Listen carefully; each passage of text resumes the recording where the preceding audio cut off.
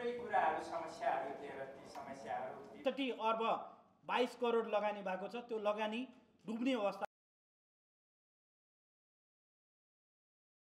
बनाउन सकेका छन्। बुढी गण्डकी त हेर्नु, दुधकोश हेर्नु सबै, तर निजी क्षेत्रले बनाउँदै आएको त्यत्रो धेरै झन्डै मार्गी गरेर चाहिँ अहिले टेक एन्ड पेको व्यवस्था गरेको छ। यसको उद्देश्यले यो थपेका छन्। अब हाम्रो ओपन डिस्कसन हो, सबैलाई भनाइराख्नु न, सम्बोधन नगरिकन छोटोमा आफ्नो विषयवस्तु। टेक एन्ड पेमा आएर प्रब्लम भयो। तपाईले स्थानीय स्तरमा जनमत संग्रह गर्नुपर्छ र त्यो पनि 100%मा। त्यसैले यो बडो संगठित रूपमा आएको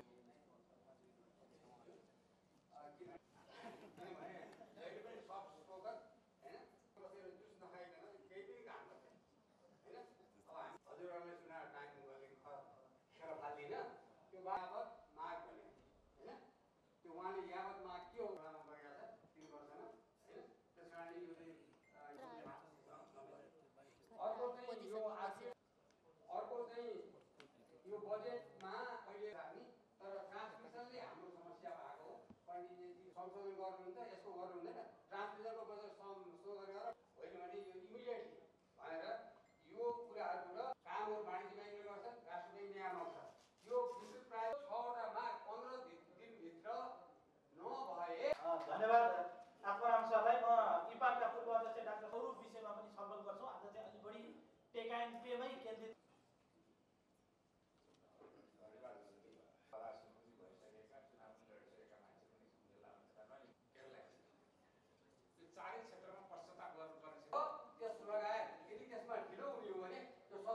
अहिले त झन्डै 6-7 वटा प्रोजेक्टको लिस्टबाट हटाइदिएको छ। त्यो पनि कानुनभन्दा बाहिरको कुरा गर्नुभएको छ भनेर हामीले भनिरहेका छौँ।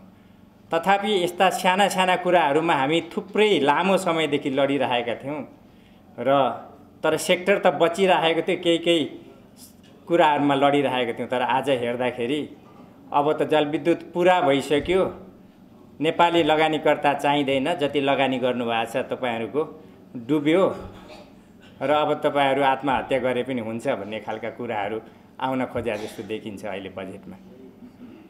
नेपाल सरकारले भर्खरै 28,500 मेगावाट उत्पादन गर्ने भनेर लक्ष्य लिएको छ। ऊर्जा मन्त्रालयले एजेन्डालाई लग्यो, त्यसपछि क्याबिनेटबाट पास भएर ऊर्जा विकास मार्गचित्र तयार गरेको छ र वास्तवमा क्याबिनेटले तयार गरिसकेपछि विद्युत प्राधिकरणले त्यसैलाई इन्डोर्स गरेर अगाडि जानुपर्ने हो र त्यसभित्र थुप्रै राम्रा कुराहरू छन्। हाइड्रोलोजी पेनाल्टीका कुराहरू छन्, अरू थुप्रै कुराहरू छन्, सरकारले गर्नुपर्ने कुराहरू छन्। र हामी के सोच्छौँ भने सरकार भनेको सरकार हो, विद्युत प्राधिकरण भनेको एउटा त्यसको विभाग हो र सरकारले क्याबिनेटले गरिसकेका कुराहरू विद्युत प्राधिकरणले गर्दै जानुपर्छ भनेर भन्छौँ। हुन त माननीय मन्त्रीज्यूलाई पनि हामीले धेरै पटक भन्यौँ, उहाँ नै अध्यक्ष हुनुहुन्छ प्राधिकरणको, तर क्याबिनेटले गरेका कुराहरू त्यहाँबाट लागू भइसकेका छैनन्। केही समय अगाडि पिपिए खोल्यो भनेर त भनेको थियो, तर हामीले उहाँलाई भन्यौँ पिपिए खोल्नु भएको हो कि बन्द गर्नुभएको हो भनेर हामीले उहाँलाई क्वेसन गरेका थियौँ। तर माननीय मन्त्रीज्यूले धेरै पटक होइन पिपिए खोलेको नै हो, खोल्छौँ नि भनेर भनिराख्नु भएको थियो। 28,500 बनाउने नै हो भनेर भन्नुभएको थियो र आजको दिनमा पनि उहाँले त्यही भन्नुहुन्थ्यो। र हामीले भर्खरै इपानको एउटा प्रोग्राम राखेका थियौँ, इन्भेस्टर मिट भनेर। त्यसमा विद्युत प्राधिकरणका अहिले नेतृत्वले पनि थुप्रै कुराहरू बोलेर जानुभएको थियो। तपाईँहरू साथीहरूले पनि कतिपय लेख्नु भएको छ। वास्तवमा यही अब सोलरका युग आउन थालेको छ। ब्याट्री स्टोरेजले चाहिँ केही समय लोड सेडिङ अन्त्य गर्ने र हिउँदका बेलाका मात्रै बिजुली किन्ने, ट्रान्समिसन लाइनमा जोड दिने र स्टोरेज प्रोजेक्टहरूलाई जोड दिने भनेर भन्नुभएको थियो। वास्तवमा त्यस्तै कुराहरू मात्रै यो बजेटमा आइसकेका देख्यौँ हामीले। र मैले साँच्चै तपाईँले नै रोक्न खोज्नुभएको हो त भनेर मैले विद्युत प्राधिकरण एमडीलाई पनि सोधेको थिएँ। उहाँले मैले होइन भनेर भन्नुभयो। भन्न त अहिले विदेशमा हुनुभएकोले धेरै कुरा गर्न पाइसकेका छैनौँ र त्यो भन्ने र त्यो आउने उस्तै छ। र माननीय मन्त्रीज्यूलाई हामीले धेरै पटक भन्यौँ। माननीय मन्त्रीज्यूको त स्टेटमेन्ट मात्र होइन, उहाँले त भिडियो रेकर्डिङ पनि आएछ, थुप्रै ठाउँमा भनेको छ। यो मन्त्रालयको एजेन्डा होइन, मन्त्रालयको सोचभन्दा फरक खालको कुराहरू आएको छ। त्यस कारणले गर्दा मन्त्रालयले लेखेन, के व्यक्तिहरूले सल्लाह गरेर आएको एजेन्डा हो भनेर उहाँले त प्रश्नसँग भन्नुभएको छ र हामीले माननीय मन्त्रीज्यू सहित हामी इपानका टोली अर्थमन्त्रीज्यूलाई भेट्न पनि गएका थियौँ। उहाँले तपाईँहरूको कुरा सुने भनेर भन्नुभएको छ, तर त्यसपछि के गर्ने भन्ने खालका कुराहरू भइसकेका छैनन्। र बजेटले अहिले राम्रो कुरा भन्नुपर्ला 4800 मेगावाट बिजुली उत्पादन गर्ने लक्ष्य लिएको छ आउने वर्षसम्म भनेर भनेको छ। मैले भने अहिले 3500-3600 मेगावाट उत्पादन भइसकेको छ। बाँकी उत्पादन पनि त हामीले गरिदिने त होला नि, सरकारले गरे त होइन, हाम्रै बिजुली हो। हाम्रा बिजुली हाम्रा पैसा नभएर अड्किया छन्, सेभनमा गएर फाइल अड्किया छ, त्यहाँबाट पैसा आउँदैन, तपाईँले भनेको आधी पनि बन्दैनन् भनेर मैले अर्थमन्त्रीज्यूको प्रोग्राममा भने। किनभने सरकारले हामीलाई साथ दिनुपर्ने हो, त्यो छ। अर्को थुप्रै लक्ष्यहरू ल्याएको छ र सबभन्दा हाम्रो आपत्तिको लक्ष्य भनेको अहिले नेपाल सरकारले एउटा 28,500 मेगावाट उत्पादन गर्ने भनेर लक्ष्य लिएको छ। त्यो लक्ष्य यथावतै छ भन्ने लाग्छ मलाई। क्याबिनेटले पास गरेको छ, ऊर्जा मन्त्रालयले भनिरहेको छ, संसारभरिका लगानीकर्ताहरूलाई भन्दै हिँडिरहेको छ, एम्बासडरहरू थुप्रै भेट्दै आउँदै हुनुहुन्छ। तर अहिले अब थुप्रै मिडियाहरू र अङ्ग्रेजी मिडियाहरूमा पनि न्युज आएकोले गर्दाखेरि उहाँहरू पनि के हो त नेपालको भनेर सोध्न थाल्नु भएको छ। उत्पादन र खपतलाई सन्तुलन हुने गरी पिपिए गरिनेछ भनेर लेखेको छ त्यसमा। मैले माननीय मन्त्रीज्यूलाई अर्थमन्त्रीज्यूलाई पनि मैले एक्लै भेट्दा भने त्यो भनेको के हो त?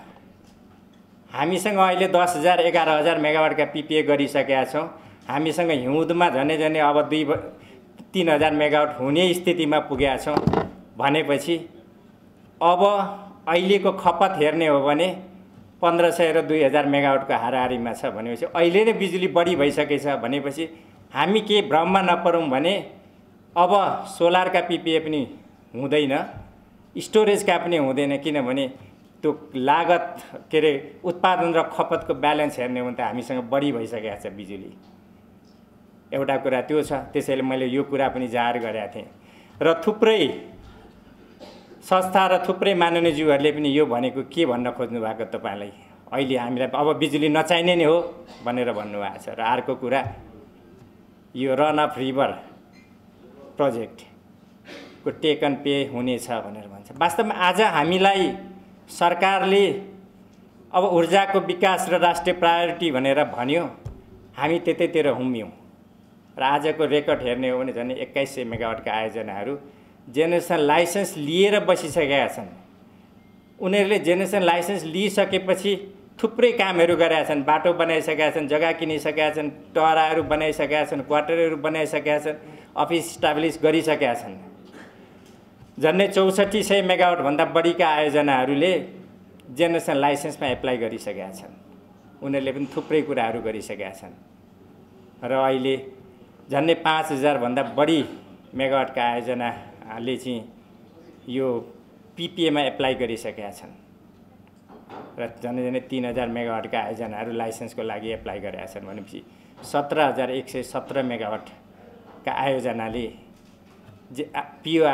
आरओआर प्रोजेक्टमा लाइसेन्स लिइसकेका छ भनिसकेपछि हामीले इनिसियली एकदम मिनिमम खर्च जोड्दा पनि 66 अरबभन्दा बढी खर्च भइसकेका यो सेक्टरमा झन्डै 6-7 हजार भन्दा पनि बढी प्रत्यक्ष रूपमा रोजगार छ यसमा। आज आएर तपाईँहरूको बिजुली म किन्दिनँ भनेर सरकारले भन्यो, वास्तवमा कतिसम्म जायज हो भन्ने कुरा पनि आउँछ। हिजो उछ्याउने यो क्षेत्रमा लगानी गर भन्ने, हामीले 350 वटा कम्पनी छ, तपाईँ हामी मिलेर थुप्रै साना साना पुँजीलाई सङ्कलन गरेर त्यहाँ ल्यान्छ र आज नगर भन्दै गर्दा त्यो जसले कम्पनी चलाइरहेको छ त्यो के फेरि भोलि पनि हामी पनि भागेर जाओस् भन्न खोज्या कि के भन्न खोज्या भन्ने कुरा पनि तपाईँ हामीले बुझिदिनु पर्ने दिन आइसकेको छ। र हामी के भन्छौँ भने सन्तुलन मिलाउने, खपत र उत्पादनलाई सन्तुलन मिलाउने कुरा गर्ने हो भने सरकारले भनेको छ 13500 मेगावाट त नेपालमा खपत हुन्छ भनेर भनेको छ सरकारी डाटा। 15000 मेगावाट त बिक्री गर्ने भनेर भनेको छ त भनेपछि कम्तीमा कि 28000 मेगावाटसम्म पिपिए गरिनेछ भनेर भने भए पनि हुन्थ्यो।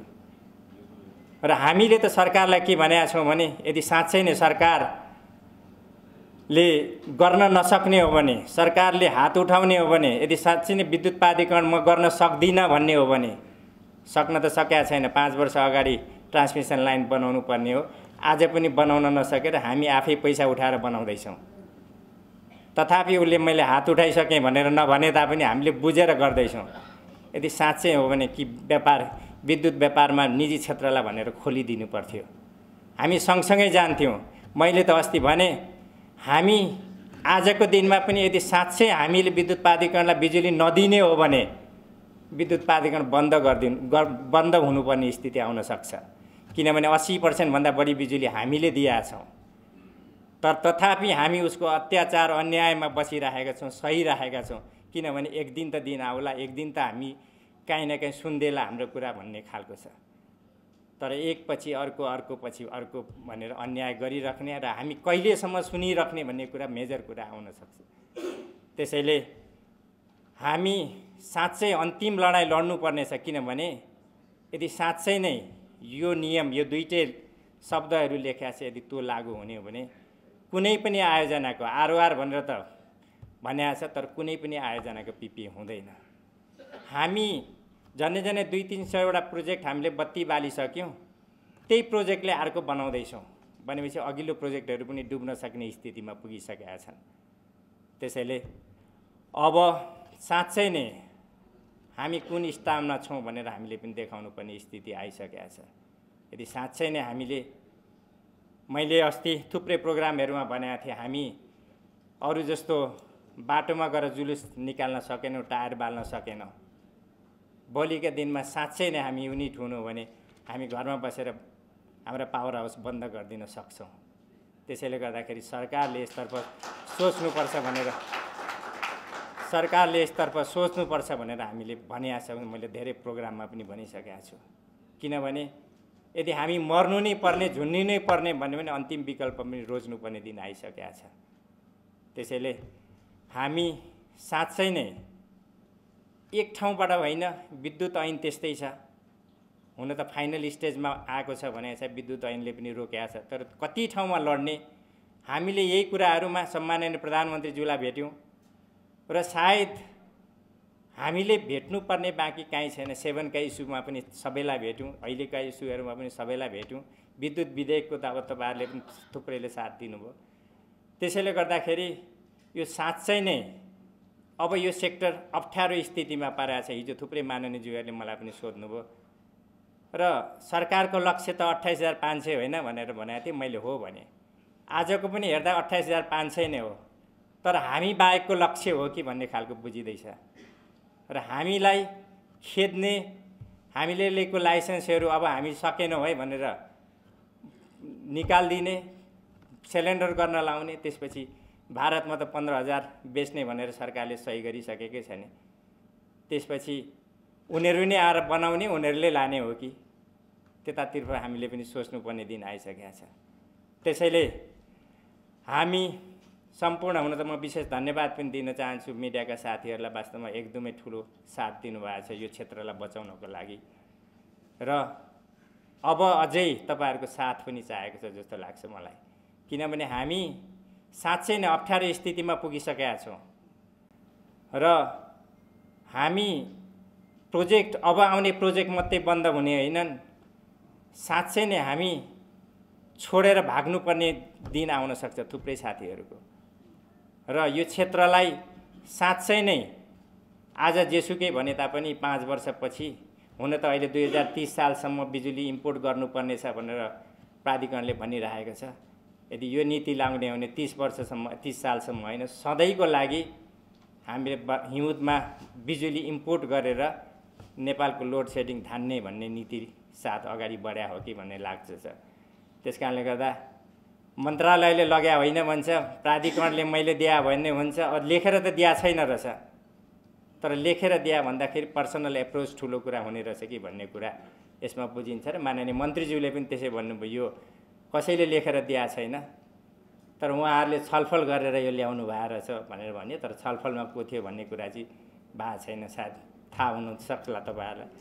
त्यसैले गर्दाखेरि हामी आज तपाईँहरूको भ्यू पनि बुझ्ने र हाम्रा थुप्रै साथीहरूसँग पर्याएर यसले गर्दाखेरि कति ठुलो क्षति हुन्छ भन्ने कुरा पनि बुझ्ने कुरा राख्नलाई यो आजको आयोजना गरे र यसमा हामी थुप्रै साथीहरूको भ्यू पनि लिन्छौँ र फर्दर हामी अहिले कोसिस गर्दैछौँ। अब सम्माननीय ज्यूहरूसँग हामीले छलफल गर्ने, प्रधानमन्त्रीज्यूसँग पनि हामीले भेटेर कुरा राख्ने कोसिस गर्दैछौँ र अहिले सरकारमा भएका अरू पूर्व प्रधानमन्त्रीज्यूहरूसँग पनि भेटेर हामीले आफ्ना कुराहरू राख्ने हामीले कोसिस गर्दैछौँ र समय पनि दिन थाल्नु भएको छ र थुप्रै माननीयज्यूहरूले पनि यसप्रति चासो राख्नु भएको छ र थुप्रै नेपाली जनताहरूले यसप्रति चासो राख्नु भएको छ र सायद यसमा र अहिले भर्खरै आज हामीले सुन्यौँ ऊर्जा मन्त्रीज्यूले यो हामी छलफल गर्दैछौँ हट्छ भनेर भन्दैछौँ।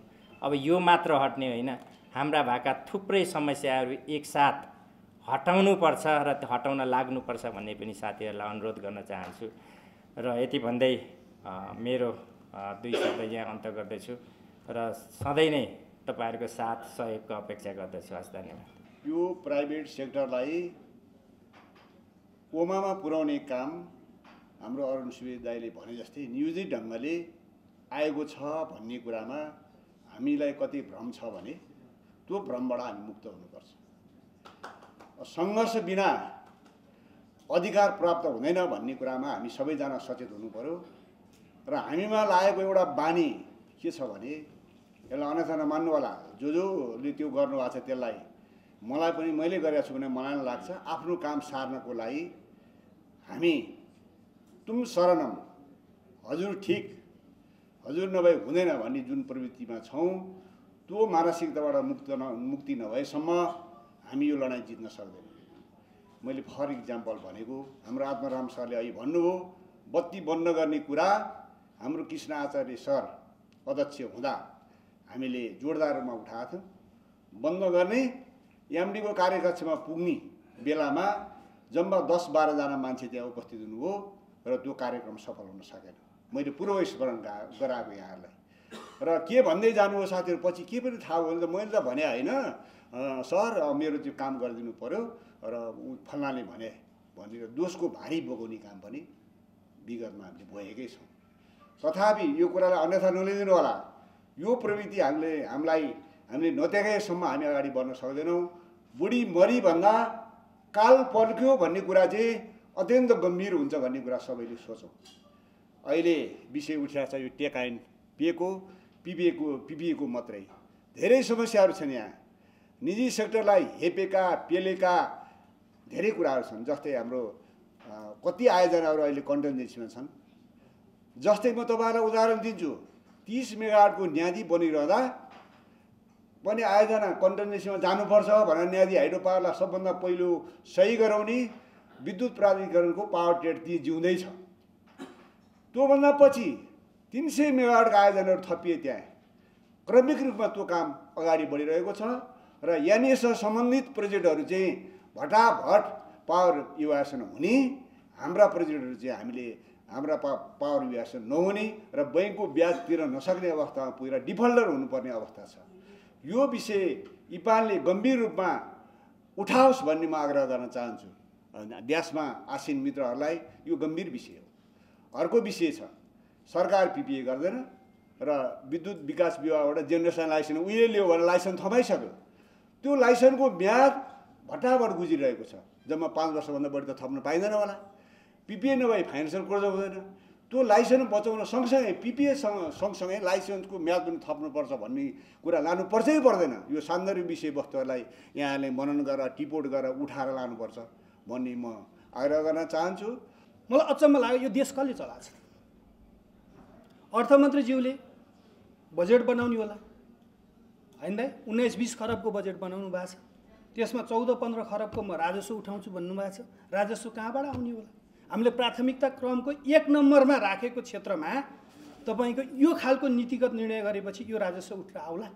हामीले 2 वर्ष अगाडि मात्रै केही चाहिँ के अरे चाहिँ भारतसँग छिमेकी मुलुकसँग त्यो खालको सम्झौता गरेका छौँ। मलाई अलिकति लागिरहेको विषय चाहिँ के छ भने इपान धेरै हिँडिराखेको छ, लागिरहेको छ। यसमा तपाईँहरूलाई बधाई पनि छ।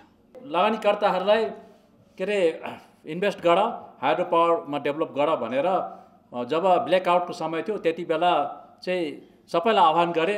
त्यस बेलामै हामीले पनि रसियाबाट आएको इन्जिनियरहरू मिलेर हाम्रो सुवर्णजी यतै हुनुहुन्छ, हामीले मैलुङ हाइड्रो पावर एउटा बनायो। जबकि त्यो हाइड्रो पावर बनाएर के अरे ब्ल्याकआउटको सहयोग गरे, तर आखिरी 14 करोड रुपियाँ प्राधिकरणलाई पेनाल्टी तिरे हैन त्यो कुरा। र अर्को 20% जुन चाहिँ पुरानो रेटमा जुन चाहिँ बत्ती हामीले बेचेका छौँ त्यसको लागि बढाएर दिएको जुन चाहिँ थियो 1 करोड रुपियाँ पाइसक्यो, 68 करोड अझै दिएको छैन। त्यो कोही जिम्मेवारी छैन। र साधारण कुरा के देखिन्छ भने हालमा आएर सरकार आफैले आफ्नो बिजुली बेच्ने असक्षमता देखाएको देखिन्छ। किन भन्दाखेरि भारतले 10,000 मेगावाट किनिदिन्छु भनेर एक खालको एग्रिमेन्ट गरिसकेको छ आजको दिनमा। दोस्रो कुरा, प्राधिकरणले प्राइभेट हाइड्रो पावर डेभलपरबाट किनेका विद्युतबाट 100% प्रफिट लिएर अरबौँ रुपियाँ जति पनि अहिले प्राधिकरणमा फाइदा भनिरहेको छ कुरा, त्यो सबै श्रेय कसलाई जान्छ भन्दा प्राइभेट सेक्टरलाई। र प्रत्येक वर्ष 10% देखि 11% रुपियाँ बिजुली खपत बढिरहेको छ भने यो सरकारले हामी टेकर पे गर्नु सकिँदैन, टेक एन्ड पे गर्छौँ भनेको अर्थ चाहिँ के हो भन्दाखेरि यो सरकार आफैमा यो विद्युत सेक्टरलाई अगाडि बढाउन सक्ने क्षमता छैन भन्ने कुरा घोषणा गरेको मान्नुपर्छ यसलाई। र दोस्रो कुरा, भारतको प्रधानमन्त्रीसँग बसेर जुन चाहिँ उहाँहरूले 10,000 मेगावाटको कुरा राखेर आयो त्यसमा पनि उहाँहरूलाई विश्वास नभएको प्रमाणित देखिन्छ। भारत सरकारको प्रधानमन्त्रीसँग बसेर 10,000 मेगावाट किन्छु भन्ने प्रतिबद्धतासहित फर्केर आएको राज्यले आज हामी टेक और पे गर्नु सकिँदैन, टेक एन्ड पेमा जानुपर्छ भन्ने कुरा चाहिँ के हो भन्दाखेरि त्यो भनेको यो सरकारको असक्षमता प्रमाणित भएको, पुष्टि भएको म भन्न चाहन्छु। हालसालै 2-3 कुरा म राख्न चाहन्छु। के अरे नेपाल सरकारले पुरानो के अरे फ्याक्ट्रिजहरूलाई चाहिँ इफिसियन्सी भएन, घाटामा गयो भनेर बन्द गरे। त्यसले के असक्षमता देखाएको छ भने यो सरकार कुनै पनि फ्याक्ट्रीलाई अरू देशको जस्तो इफिसियन्सी रूपमा बनाउन सकिँदैन भन्ने कुरा प्रमाणित भएको देखियो।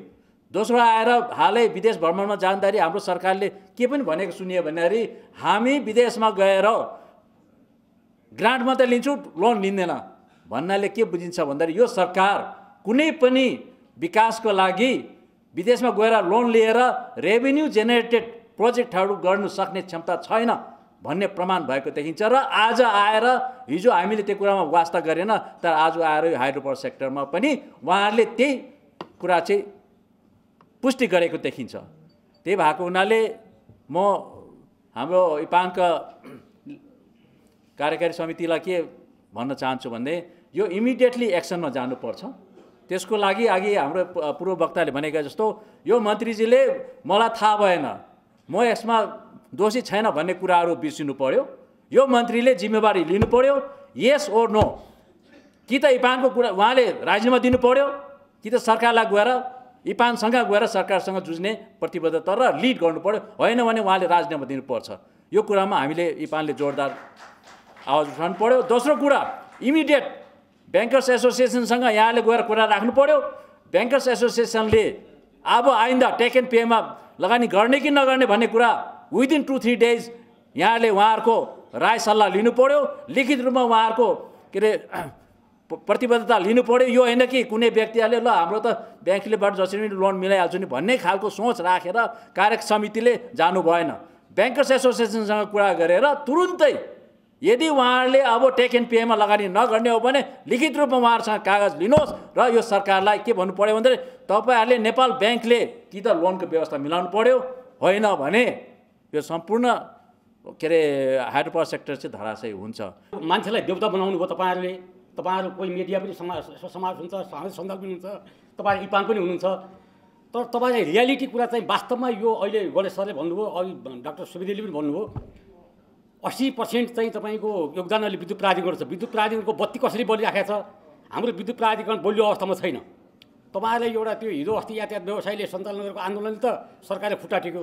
तपाईँहरू त यहाँ हाम्रो एउटा एकछिन लाइन ट्रिप हुँदाखेरि त लो यहाँ हिजो देउता थियो, बत्ती आयो, आज देउताको बत्ती गयो भन्छ। तपाईँहरूलाई आज 80% बत्ती दिने मान्छेले बत्ती अब अफ गरिन्छ भन्ने बित्तिकै यहाँ सबै देउताहरू निस्किन्छन्। तपाईँहरूको भ्यालु कायम। तपाईँहरूले तपाईँहरू इपानका मान्छेहरूले हिजोसम्म म अहिले पनि तपाईँहरूलाई भन्छु, तपाईँहरूलाई आजसम्म कसले इज्जत गरिरहेको छ भन्नुहोस् त? विद्युत प्राधिकरणले सरकारले तपाईँले कहिले इज्जत गरेन। म हरेक फोरममा डाक्टर सुविदेश कुरा सुन्छु, उहाँहरू पनि सुन्छु। तपाईँले त 80% तपाईँहरूको योगदान छ। तपाईँहरू त उमेरमा तपाईँहरू जेठो कान्छ कति हुनु थाहा छैन, तर म त 23 वर्ष त विद्युत प्राधिकरणको प्रोजेक्ट बनाउनु प्रत्यक्ष चाहिँ म सम्झाउनु भएको मान्छे। सरकार पछाडि, पुलिस पछाडि, सारा चिज पछाडि त्यो बेला न EIA न पब्लिक हुँदाखेरि त सारा पैसा हुँदा 4 वर्ष प्रोजेक्ट 10 वर्ष सिद्धाएर आउने मान्छे म। तपाईँहरूले कसरी बनाउनु भयो यो आयोजना? कसरी बनाउनु भयो? तपाईँहरूले कसले भन्छ सबै सञ्चार माध्यममा तपाईँहरू झोले हो, झोला बेच्ने हो, खोला बेच्ने हो, पैसा जनताको पैसा लुट्ने हो, अनि तपाईँहरूले सेयर चाहिँ नि कृत्रिम बनाउने हो। तपाईँहरू यो मात्रै आरोप फेपेर बस्नु भएको छ। अनि तपाईँहरू चाहिँ तपाईँले खोइ सरकारलाई हाम्रो विद्युत प्राधिकरणलाई आफ्नो महत्त्व कहिले पनि देखाउनु भएको छैन। तपाईँहरूको धेरै कुरा म धेरै फोरममा म छु, चाहे विद्युत प्राधिकरणमा हुँदा होस् चाहे नहुँदा होस्। त्यसले गर्दा तपाईँहरूको आजको दिनमा जसले जतिसुकै देउता को देउता भए को चाहिँ राक्षस भए त्यो मलाई थाहा छैन, तर म त हेर्नुहोस् म त रियालिटीमा कुरा गर्नुपर्छ। वास्तवमा नेपाल अहिले विद्युत जसो सप्लाई भएको छ 80% तपाईँहरूको योगदान छ, बाँकी भारतको छ। हाम्रो के छ, तपाईँहरूले अहिले बत्ती दिनु भएन भने 22 घन्टा लोड सेडिङ हुन्छ, 22 घन्टा। छोड्नुहोस् न, अनि तपाईँको काहीँ पनि आउँदैन। देउता हिजो थियो, बत्ती थियो, देउता जानु बत्ती जानुभयो, तपाईँहरू इपान काहीँ पनि आउनुहुन्न। तपाईँहरूले एकदम हाई प्रोफाइल हुन्छ। तपाईँहरू अहिले को थाहा छ को थाहा छैन, सरकारी हित चल्छ र भने तपाईँहरू कस्तो केटाकेटी कुरा गर्नुहुन्छ? यो थाहा छैन भने कुरै होइन। तपाईँहरू जानुहोस्, जिम्मेदार ढङ्गले जानुहोस्, गणेशजीहरू जानुहोस्, तपाईँहरू जानुहोस्। रियालिटी यो हो, हाम्रो विद्युत प्राधिकरण बस्छ। रियालिटी हो, तपाईँहरूले हाम्रो कुरा सम्बोधन गर्नुहुन्छ, बत्ती पाउनुहुन्छ नभए बत्ती पाउनुहुन्न भन्ने बित्तिकै खतरा खुतुरको सरकार ढल्छ, सरकार बस्छ। यो तपाईँहरूले यत्र धेरै लामो हामीलाई बोलाएर यो हाइटी साइटी भोजभात गर्नै पर्दैन, केही नै गर्नु पर्दैन। म त एकदम सजिलो उपाय देखाएको छु। म त त्यो संस्थाको मान्छे हो नि त। तपाईँहरूभन्दा धेरै आउनुपर्छ नि मलाई। त्यो अर्गनाइजेसन कति बलियो छ, कति दुब्लो छ, कहाँ छ त्योसँग? 1 मेगावाट बत्ती छैन, 400-500 मेगावाट बत्ती लिएर पठाएको छ। तपाईँले बत्ती मैले पेन्सनै पाउँदिनँ, मेरो चुलो बन्द हुन्छ। मेरोमा सबैको यहाँ तलबै खानु पाउँदैन विद्युत प्राधिकरण गर्नु चाहिँ। कहाँ छ पैसा विद्युत प्राधिकरण? तपाईँहरू अहिले सोसियल मिडिया यहाँ छ उहाँ छ, घाटा नभए छोड्नुहोस् न। 2 महिना 3 महिनापछि हामी पावर हाउस चाहिँ यहाँ झरुजी राख्दै तल खाने गरिरहेको छौँ। यहाँ यहाँनिरबाट चुलो बल्ने मान्छे 2-3 नाम त लिन्न। यहाँ धेरै त मान्छे तपाईँहरू उयो छ, म जस्तो मान्छे 3-4 जना हुनुहुन्छ यहाँ। यस्तै यही विद्युत प्राधिकरण चुलो बल्ने मान्छे, चुलो बल्नेवाला छैन हाम्रो। यो ठुल्ठुलो कुरा गरेर प्राधिकरण सक्ने अवस्था पनि छैन। यो कसले बनायो के बनायो थाहा छैन। विद्युत प्राधिकरण डुब्ने अवस्थामा छ। अब हेर्नुहोस्, तपाईँहरूले त के जसुकैले पनि आएर एउटा हाम्रो फर्मेलले पनि आएर मेरो माग पुरा गर्छ नि, नभए म बत्ती निभाइदिन्छु भन्यो भने हाम्रो एमडीले लुचुक गरेर माग पुरा गरिदिन्छ। त्यसले गर्दा यो थाहा छ थाहा छैन, यो छ ऊ छैन, यो पदेर गफ हो।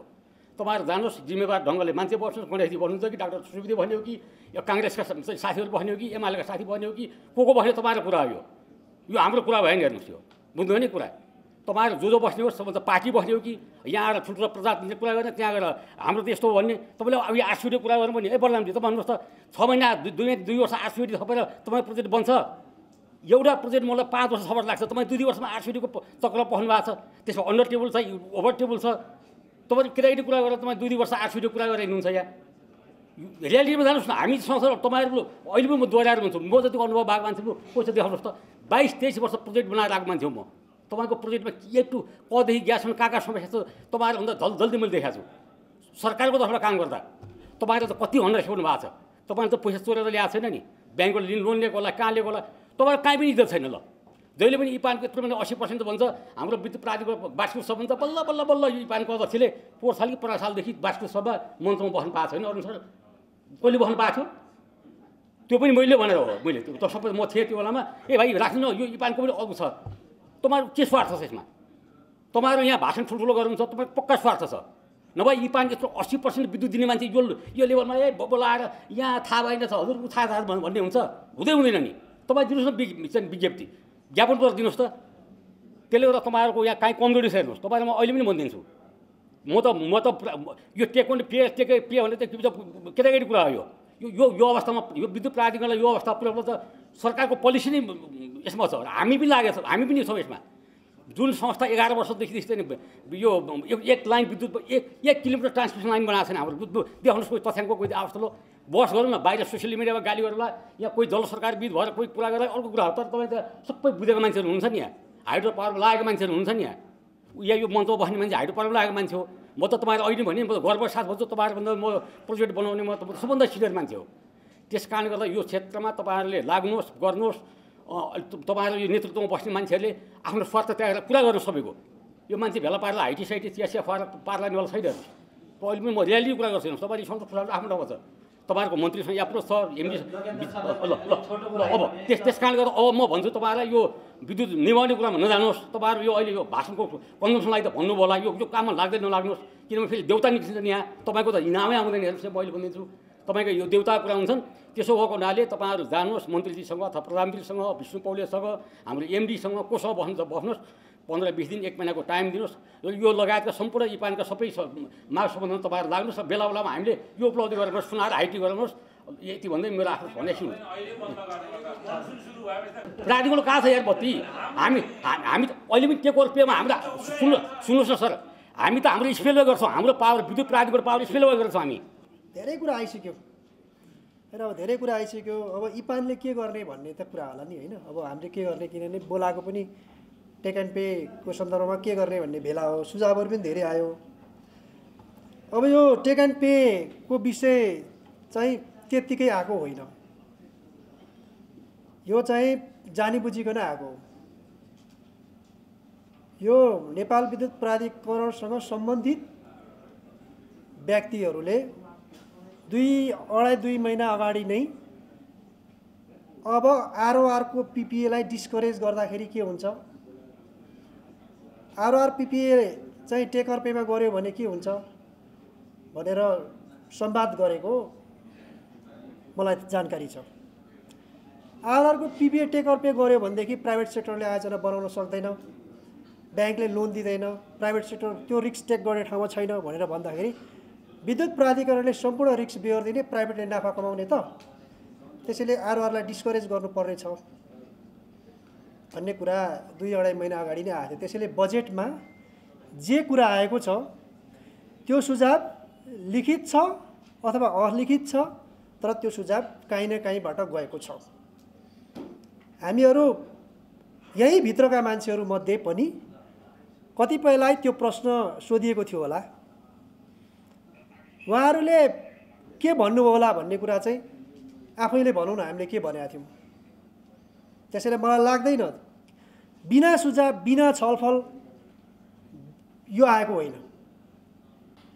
28,500 मेगावाट बिजुली निकाल्ने भन्ने जुन घोषणा गरेको छ कार्यक्रम त्यहाँ प्राइभेट सेक्टरको लगानीको स्केल चाहिँ सानो छ त्यहाँ ब्याङ्क तथा वित्तीय संस्थाको लगानीभित्र प्राइभेटलाई हालेको छ मैले फेसबुकमा स्ट्याटस लेखेँ यसले यही डकुमेन्टले प्राइभेट सेक्टरलाई चाहिँ साइड लगाइदिन्छ प्राइभेटको इन्भेस्टमेन्टलाई भने नेगेटिभ मात्रै कुरा गर्छ भन्ने भयो तर त्यो डकुमेन्टमै छ प्राइभेट सेक्टरलाई को योगदानलाई कमजोर गर्ने कुरा त्यो राम्ररी पढौँ त्यहाँ इन्भेस्टमेन्ट 28,500 बनाउनलाई कहाँबाट पैसा ल्याउने भन्नेलाई पैसालाई हिसाब लेख्नु भने 10 अर्बभन्दा ठुलो कन्ट्रिब्युसनै छैन 10 खर्बको भन्दा त्यो पनि ब्याङ्क तथा वित्तीय संस्था र प्राइभेट सेक्टरलाई भनेर राखेको छ भनेपछि त्यो डकुमेन्टले नै भनेको छ त्यो डकुमेन्टको बेस चाहिँ के हो भने विद्युत ऐन हो हामीहरूले के बुझ्नु विद्युत ऐनमा नै प्राइभेट सेक्टरलाई भएका लाइसेन्सहरू खोज्ने र अरूलाई दिने भन्ने योजनाबद्ध ढङ्गले ऐनको ड्राफ्ट भएको छ त्यो ऐन छलफल भएको छ मन्त्रीज्यूलाई हामीले पटक पटक भन्यौँ त्यो ऐन फिर्ता लिनुहोस् मन्त्रीज्यूले फिर्ता लिनु भएर छलफल गराइदिनुहोस् अब त्यो ऐन पास हुन्छ त्यो ऐनमा 2049 सालको ऐनको 3टा कुराहरू एकदमै फरक छ एउटा प्राइभेटले आयोजना पहिचान गर्न पाउने कुरालाई डिस्करेज गरेको छ नपाउने बनाएको छ पहिलो दोस्रो कुरा पिपिए कसरी गर्ने भन्दा दफा 6 मा लेखेको छ नि त नेपालको आवश्यकता र यहाँको एन्टिटीले माग र आपूर्तिलाई हेरेर मात्रै गर्ने भनेपछि त्यो कुरा यहाँ रिफ्लेक्ट भएको हो त्यो दफा 6 को प्रोभिजन र लाइसेन्सको अवधि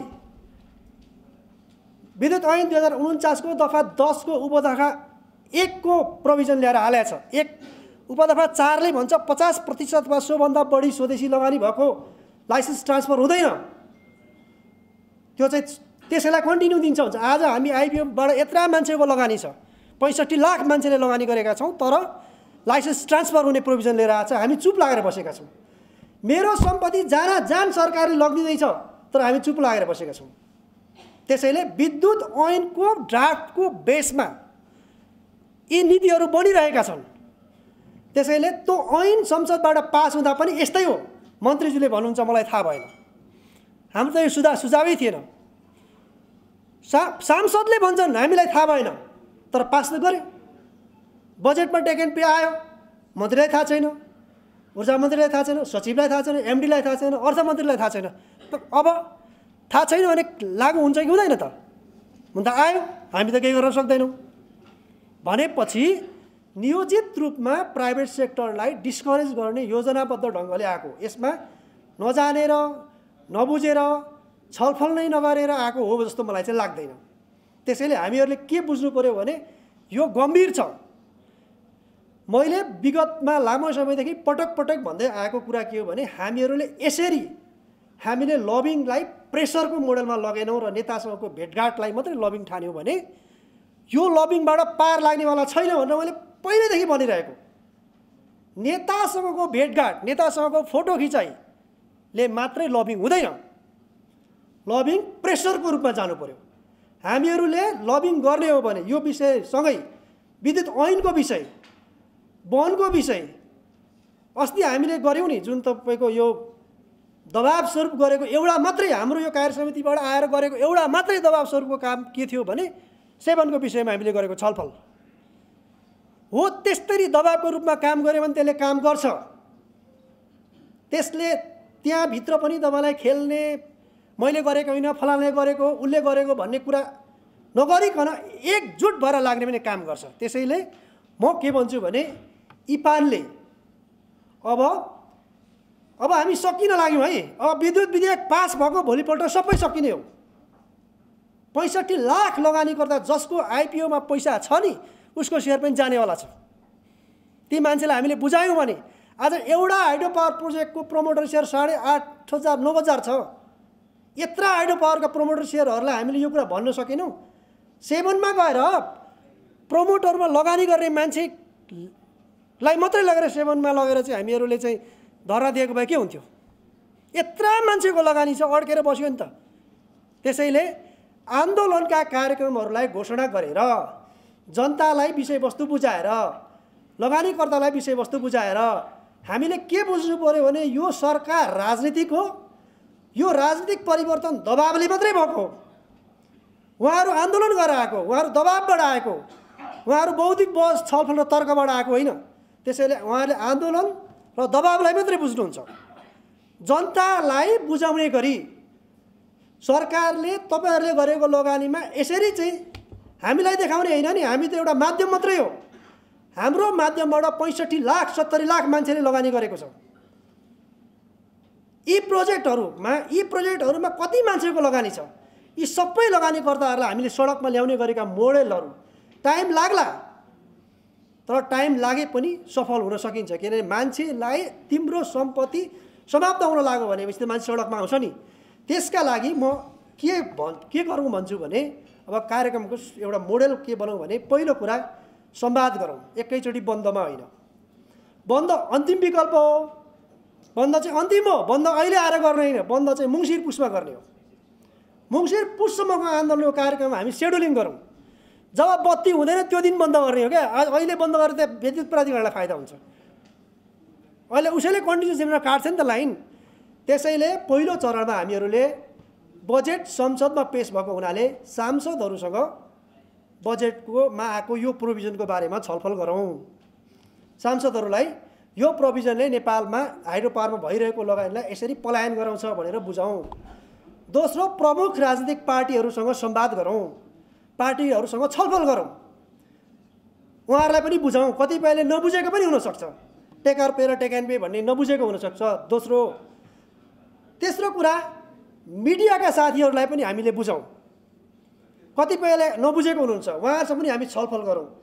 अनि उद्योग वाणिज्य महासङ्घ, FNCCI, CNI, bankers association, chamber of commerce जस्ता संस्थाहरूसँग पनि हामी छलफल गरौँ। उहाँहरूलाई पनि यो विषय बुझाउँ।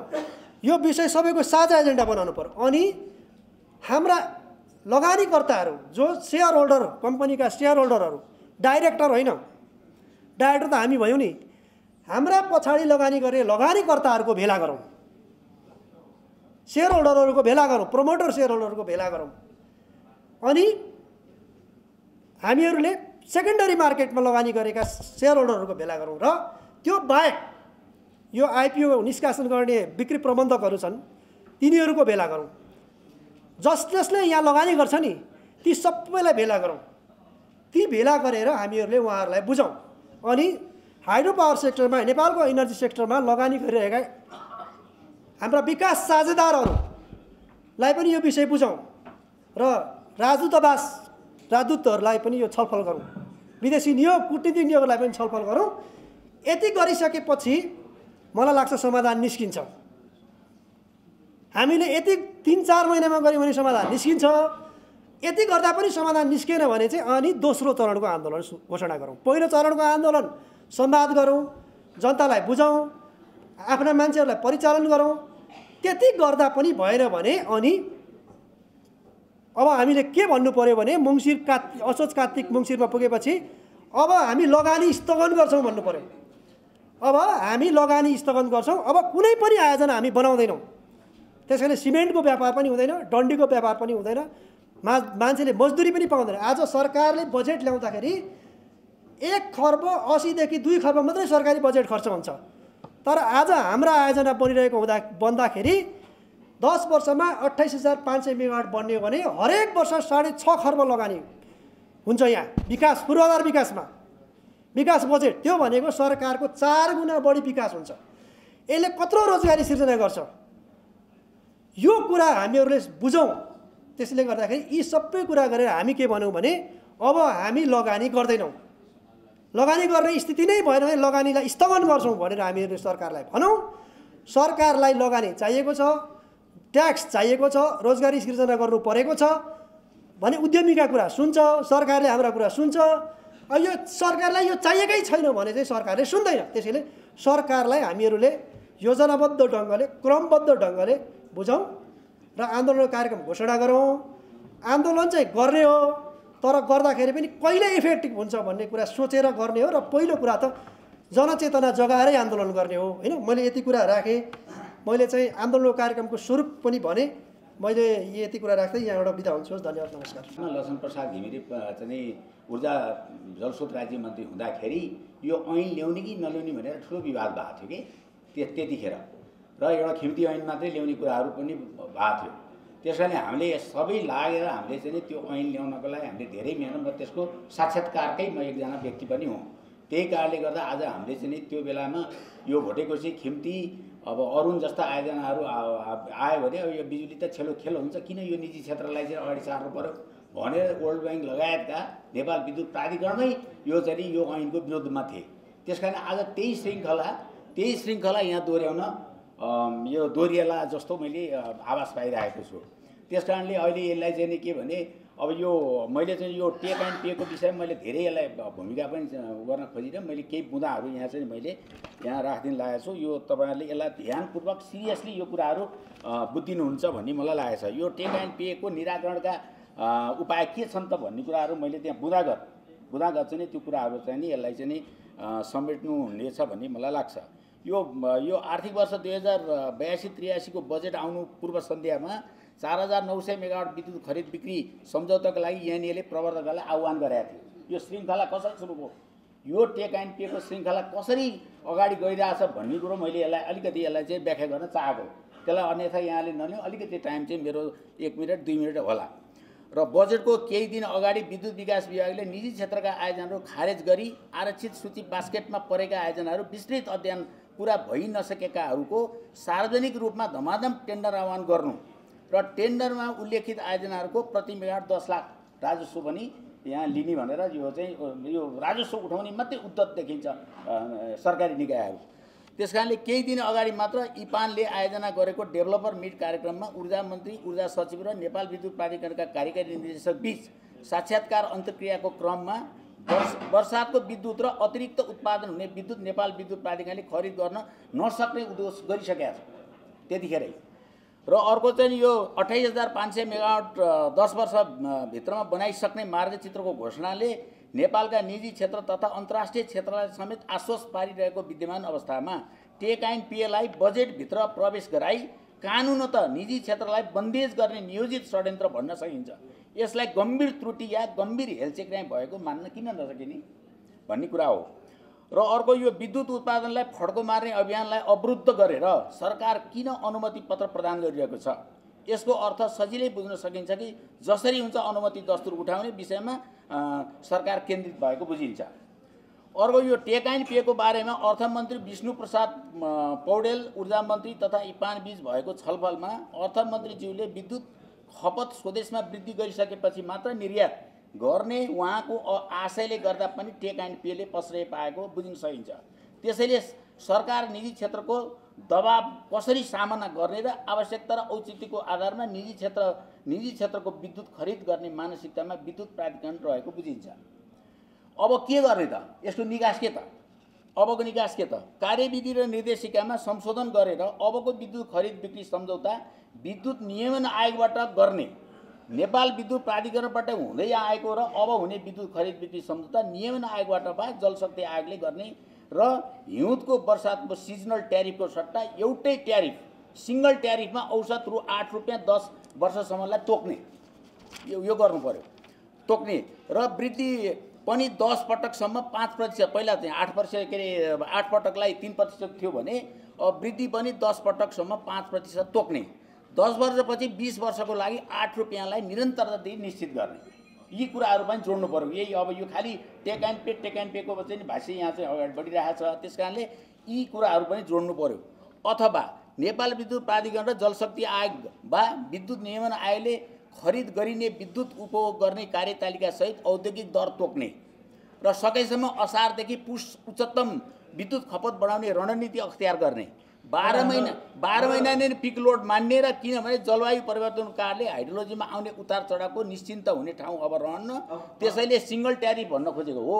अनि मात्र 28,500 मेगावाटको मार्गचित्र भेटाउन सकिन्छ। यसलाई साकार पार्न 10 वर्षसम्मलाई सिंगल ट्यारिफ गर्ने छैन। होइन, यदि निजी क्षेत्रलाई विद्युत निर्यात गर्न ऐच्छिक बाटो छोडिदिने हो भने निर्यातको लागि अनुमति पत्र प्रदान गर्न विद्युत उत्पादनको अनुमति पत्रमा नै अन्तर्देशीय निर्यातको शर्त राख्न सकिन्छ। अब सरकार विचलित हुनुपर्ने र दोधारे नीति अवलम्बन गर्न जरुरी छैन। त्यसकारणले किनभने सरकार र निजी क्षेत्र एक अर्का परिपूरक हुन्। निजी क्षेत्रका सार्वभौम जनताप्रति उत्तरदायित्वबाट विमुख हुनु भनेको अस्थिर आर्थिक समृद्धिपछि पर्नु हो, गरिबी र रोजगारीमा असर पर्नु हो। त्यसैले फेरि पनि विद्युत खरिद बिक्री सम्झौतामा लक्षित हुँदा पनि विद्युत उत्पादन गर्न सरदर 5 देखि 10 वर्ष लाग्छ। त्यस अवधिमा वित्तीय व्यवस्थापन गरेर निर्माण पुग्न सकिन्छ। त्यसैले अहिले निश्चित एउटै दर रेटमा 28,500 मेगावाटको विद्युत खरिद बिक्री सम्झौता गर्दा सरकारलाई घाटा हुँदैन, नाफाइ हुन्छ। किनभने निजी क्षेत्रको विद्युत खरिद गरेर खपत बढाउन सकिएन भने नेपाल झन गरिबीमा धकेलिने र सहस्राब्दी विकास लक्ष्यको एसडिजी गोलमा 35% पुग्न सकिने अवस्था सकिन्न। नेपाल अन्तर्राष्ट्रिय क्षेत्रमा समेत नेपालको साख यो कन्ट्री रेटिङमा समेत धक्का पुग्न जाने छ। यसको मतलब यो नहोस् कि सरकार विद्युत खपत बढाउनुको साटो विद्युत खपत घटाउनमा बढी उद्यत नहोस् भन्ने हाम्रो मनसा आयो। त्यसैले हे सरकार अब खुट्टा नकमाऊ, घाटाको बजेटमा नाफा कमाउने आर्थिक समृद्धिको मार्गचित्रभित्र टेक एन्ड पे राखिनु राष्ट्रघाती कदम मानिनेछ। यसको भूल सुधार गरी निराकरणको लागि अपिल गर्दछु। धन्यवाद भीमजी। अध्यक्षज्यू लगायत इपानका पदाधिकारीज्यूहरू, सल्लाहकारज्यूहरू र यहाँ उपस्थित रहनुभएका सबैमा पत्रकार मित्रज्यूहरू सबैमा म हार्दिक अभिवादन व्यक्त गर्न चाहन्छु, नमस्कार व्यक्त गर्न चाहन्छु। खास गरी धेरै कुराहरू राख्नुभएको छ।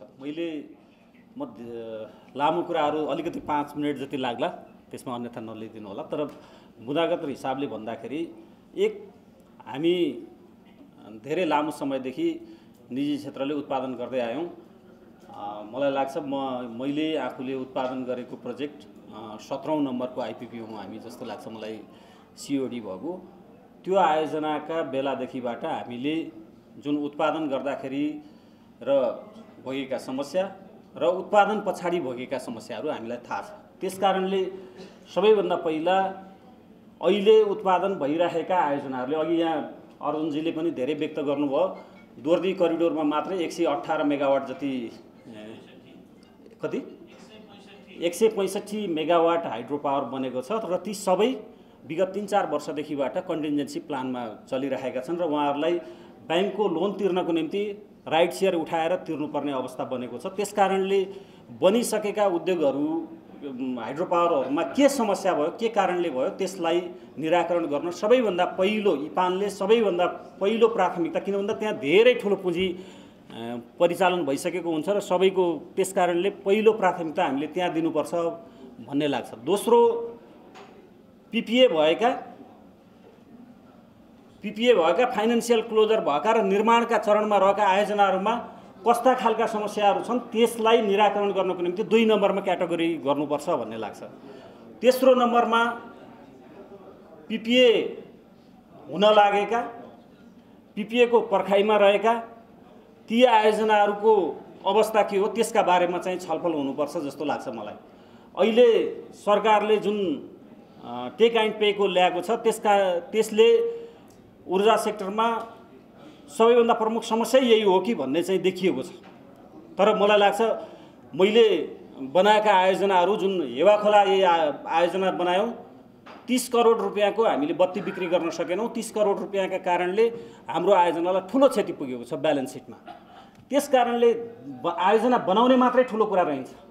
हामीले जे अनुभव हासिल गरेका छौँ, आयोजना निर्माण गरिसकेपछि पिपिए गरिसके पछाडि जुन लगानी भएको छ त्यसका कारणले सिर्जित समस्याहरूका बारेमा सबैभन्दा ठुलो ध्यान दिनुपर्छ भन्ने मलाई लाग्छ। त्यसपछि पिपिए भएका आयोजनाहरू जस्तो पिपिए गर्न सक्दैन, ल सरकारले बत्ती लाइन बनाउन सक्दैन, त्यसका सोलुसनका उपायहरू ल्याउनु पर्यो नि सरकारले। जस्तो हामीले विद्युत पिपिए गरिसकेपछि 35 वर्ष पछाडि यसको लाइसेन्सको म्याद काउन्ट हुनेछ, अथवा हामी 2 वर्ष पिपिए गर्न सक्दैनौँ, यो कारणले गर्न सक्दैनौँ, त्यस कारणले अहिले 2 वर्षसम्म पिपिए गर्नको निम्ति आह्वान नगर्नुहोस्, हामी त्यसलाई लाइसेन्समा काउन्ट छुट दिन्छौँ भनेर भन्न सक्नु पर्यो। त्यसपछि सरकारले यहाँ आन्तरिक खपत गर्न सक्दैन भने क्रस बोर्डर लाइनहरू जस्तो यहाँ पावर एक्सचेन्ज भनेर चाहिँ एउटा कम्पनी पनि दर्ता भएको छ, एप्लिकेसन पनि गर्नुभएको छ, दिने भन्ने पनि हुन्छ, तर चाहिँ कार्यान्वयन हुँदैन। त्यसलाई क्रस बोर्डर बनाएर कसैले इन्डियामा हामी यहाँ आयोजना बनाउन सक्छौँ, इन्डियामा बिक्री गर्न सक्छौँ अथवा चाइनामा बिक्री गर्न सक्छौँ, कहाँ बिक्री गर्न सक्छौँ, त्यो बिक्री गरेर लाने बाटो खोलिदिनु पर्यो। व्हिलिङ चार्जको बाटो खोलेर त्यसलाई अगाडि बढाइदिनु पर्यो। हामीले यहाँ धेरै खालका समस्याहरू चाहिँ धेरै छन्। जस्तो पिपिए नभएर अध्ययन पिपिए भए पछाडिका आयोजनाहरूका सन्दर्भमा साथीहरूका एउटा समस्या छन्, हाम्रा फरक फरक आयोजनाका फरक फरक खालका समस्या छन्। तर पिपिए भएर आयोजना बनेर अहिले जस्तो मिडिल तम्बर यहाँ सुवर्ण सर हुनुहुन्छ, सानिमा ग्रुपले बनाएको मिडिल तम्बर 73 मेगावाटको आयोजना त्यसको चाहिँ कन्टिन्जेन्सी प्लानमा गइरहेको छ। थुप्रै आयोजनाहरू चाहिँ कन्टिन्जेन्सीमा लैदिने यो खालको जुन प्रवृत्ति छ, आयोजना बन्ने मात्रै ठुलो कुरा होइन र त्यसबाट चाहिँ हामीले के पीडा भोगेका छौँ भन्ने कुरा पनि एकचोटि फर्केर हेर्नुपर्ने आवश्यकता छ। र सरकारले पिपिए म गर्दिनँ भन्ने मात्रै कुरा होइन, पिपिए गर्दिनँ भन्यो भने म यो बेलामा यसरी चाहिँ छोड दिन्छु भनेर यसरी चाहिँ गर्छु भनेर चाहिँ त्यसको सोलुसन सहित आउनुपर्छ र यो सरकार जिम्मेवार हुनुपर्छ। जस्तो अघि यहाँ भर्खरै भन्नुभयो एकातिर पिपिए गर्दिनँ भनेको छ, अर्कोतिर लाइसेन्स बिक्री गरिरहेको छ, चाहिँ बास्केटमा भएका आयोजनाहरू चाहिँ भनेर सर्वेक्षण अनुमति पत्र, यहाँ यस्तो कन्ट्रोभर्सी देखिएको छ। त्यसकारणले नीतिमा एकरूपता छैन। सबैभन्दा हामीले चाहिँ उठाउनु पर्ने कुरा के छ भन्दाखेरि पोलिसीमा कन्टिन्जेन्सी यो कन्सिस्टेन्सी चाहियो। त्यसको निम्ति हामीले जस्तो जलविद्युत विधेयकको सन्दर्भमा हामीले विद्युत विधेयकको सन्दर्भमा बोलेका छौँ, त्यसका बारेमा चाहिँ हामीले कुरा उठाएका छौँ। यी सबै कुराहरू चाहिँ हामीले जस्तो धेरै कुराहरू कम्पाइल भएर आइरहेका छन्। आज अब यो एउटा अवसर पनि हो भन्ने लाग्छ मलाई, किन भन्दा ऊर्जा सेक्टरमा एउटा क्राइसिस आएको छ अहिलेको बजेटबाट। त्यो क्राइसिसलाई डिपार्चर पोइन्ट हामीले बनाउनको निम्ति जुन ढङ्गले हामीले छलफल गर्दैछौँ, हरेक समस्याहरूलाई हामीले यसलाई डिपार्चर पोइन्टको रूपमा एउटा डिपार्चर पोइन्टको रूपमा मानौँ। त्यसका आधारमा हामीले कहाँ लबिङ गर्नुपर्ने हो, कहाँ छलफल गर्नुपर्ने हो, कसलाई भन्नुपर्ने हो, कोसँग चाहिँ हामीले कुन ढङ्गको एकछिन मानौँ। अहिले यहाँ साथीहरूले भन्नुभयो हामी पुरै ब्ल्याक आउट गरिदिउँ, एकछिन मानौँ ब्ल्याक आउट गऱ्यौँ भने हामीले त पिजी थिचेका छौँ। भोलि त्यही बत्ती बेच्न सकेनौँ भने कुन खालको समस्या हुन्छ, ब्याङ्कले हामीलाई छोड्छ कि छोड्दैन, यस्ता खालका समस्याहरू किन भन्दा पछाडि आज हामीले यहाँ उभिएर चाहिँ बोल्दाखेरि चाहिँ भोलि आउने समस्यालाई हामीले देख्न सकेनौँ भने त्यसबाट हामी कति पीडित हुन्छौँ भन्ने कुरा पनि ख्याल पुर्याउनुपर्छ भन्ने लाग्छ। यसलाई एउटा डिपार्चरको पोइन्ट बनाऊ। डिपार्चरको पोइन्ट बनाउने सन्दर्भमा इपानले एउटा कार्य समितिले छलफल गरोस्। हामी सल्लाहकार पनि राख्नुभएको छ, हामी सल्लाहकारहरूलाई पनि बोलाउनुहोस्, छलफल गरौँ, एजेन्डाहरूमा छलफल गरौँ, कहाँ कसरी लबिङ गर्ने, कसरी यसलाई आएको समस्यालाई समाधान गर्ने भन्नेतिर सोचौँ भन्ने कुरा म आफ्नो भनाइ राख्छु। हस्, धन्यवाद। यो सबै विषयहरू चाहिँ लगभग हाम्रो प्रकाशजीले बोल्दाखेरि धेरै विषयहरू समेटिए र अन्य साथीहरूले पनि बोल्नुभएको छ। यो अनुभवको दृष्टिकोणले भन्दाखेरि यो आफ्नो विज्ञापन गरे जस्तो नहोस् हैन। म 2-4वटा चाहिँ यो ट्रेड युनियनहरू, पेसागत सङ्गठनहरूमा काम गरेको नाताले चाहे त्यो प्याप्सनको लिडरसिपको कुरा किन नहोस्, चाहे त्यो ब्याङ्क तथा वित्तीय संस्था परिसङ्घ जसलाई राष्ट्र ब्याङ्कले कर्के आँखाले हेर्थ्यो हैन, कि अहिले त्यो एउटा स्थापित मूर्धन्य संस्थाको रूपमा चाहिँ अगाडि बढिरहेको छ। मैले केही प्रक्रियाका कुराहरू यहाँ साथीभाइहरूले यो कहिलेकाहीँ तपाईँको क्रिटिकल्ली बोल्दाखेरि अप्ठ्यारो पनि हुन्छ। अघि सुन्दाखेरि निकै रमाइलो थियो, ताली पनि बज्यो, हामीले ब्ल्याकआउट गरौँ भनेर भन्दाखेरि हैन। र हामीले थुप्रै मलाई लाग्छ 50औं चाहिँ आन्दोलनहरू हामीले गऱ्यौँ। द्वन्द्वको बेलामा तपाईँको FNCCI, CNI लगायत चाहिँ च्याम्बर कमर्स 37वटा सङ्गठनले हामीले माओवादी द्वन्द्वको बेलामा चाहिँ 50-60 हजारका चाहिँ 3-3वटा जुलुसहरू निकाल्यौँ हैन। त्यसकारणले मैले साथीहरूलाई अनुरोध गर्न खोजेको प्रसङ्ग चाहिँ के हो भने एकैचोटि हामी ब्ल्याकआउटको केसमा जानु हुँदैन, नम्बर 1। नम्बर 2 मा म आकल झुकल यो इपानले आयोजना गरेका कार्यक्रमहरूमा सहभागी हुने गर्छु। मलाई मन परेको कार्यक्रम चाहिँ यो एकेनएतीमा जुन चाहिँ इपानले एउटा अन्तर्क्रियाको कार्यक्रम गर्यो, माननीय मन्त्रीदेखि लिएर सचिवदेखि लिएर त्यस्तो किसिमका अन्तर्क्रिया कार्यक्रमहरूले वास्तवमा इन्डिपेन्डेन्ट पावर प्रोड्युसरदेखि लिएर यो नेतृत्वलाई चाहिँ अझ जनमुखी र स्थापित गर्न चाहिँ मद्दत गरेको मैले आभास चाहिँ पाएको छु। र आजको यो कार्यक्रम पनि ठिक ट्र्याकमा छ। मेरो यहाँहरूलाई अनुरोध, लिडरसिपले समस्या परिसकेपछि अब आइपिपिजहरूलाई यहाँ भेला गरेर यस्तो समस्या आएको छ, यो विषयमा तपाईँहरूका सुझावहरू के छन् भनेर चाहिँ सोध्नु, भन्नु हैन। यहाँ क्रिटिकल्ली चाहिँ सुझावहरू आएका छन्, यो ठिक छ जस्तो मलाई लाग्छ। र गर्नुपर्ने कुरा के त भन्दा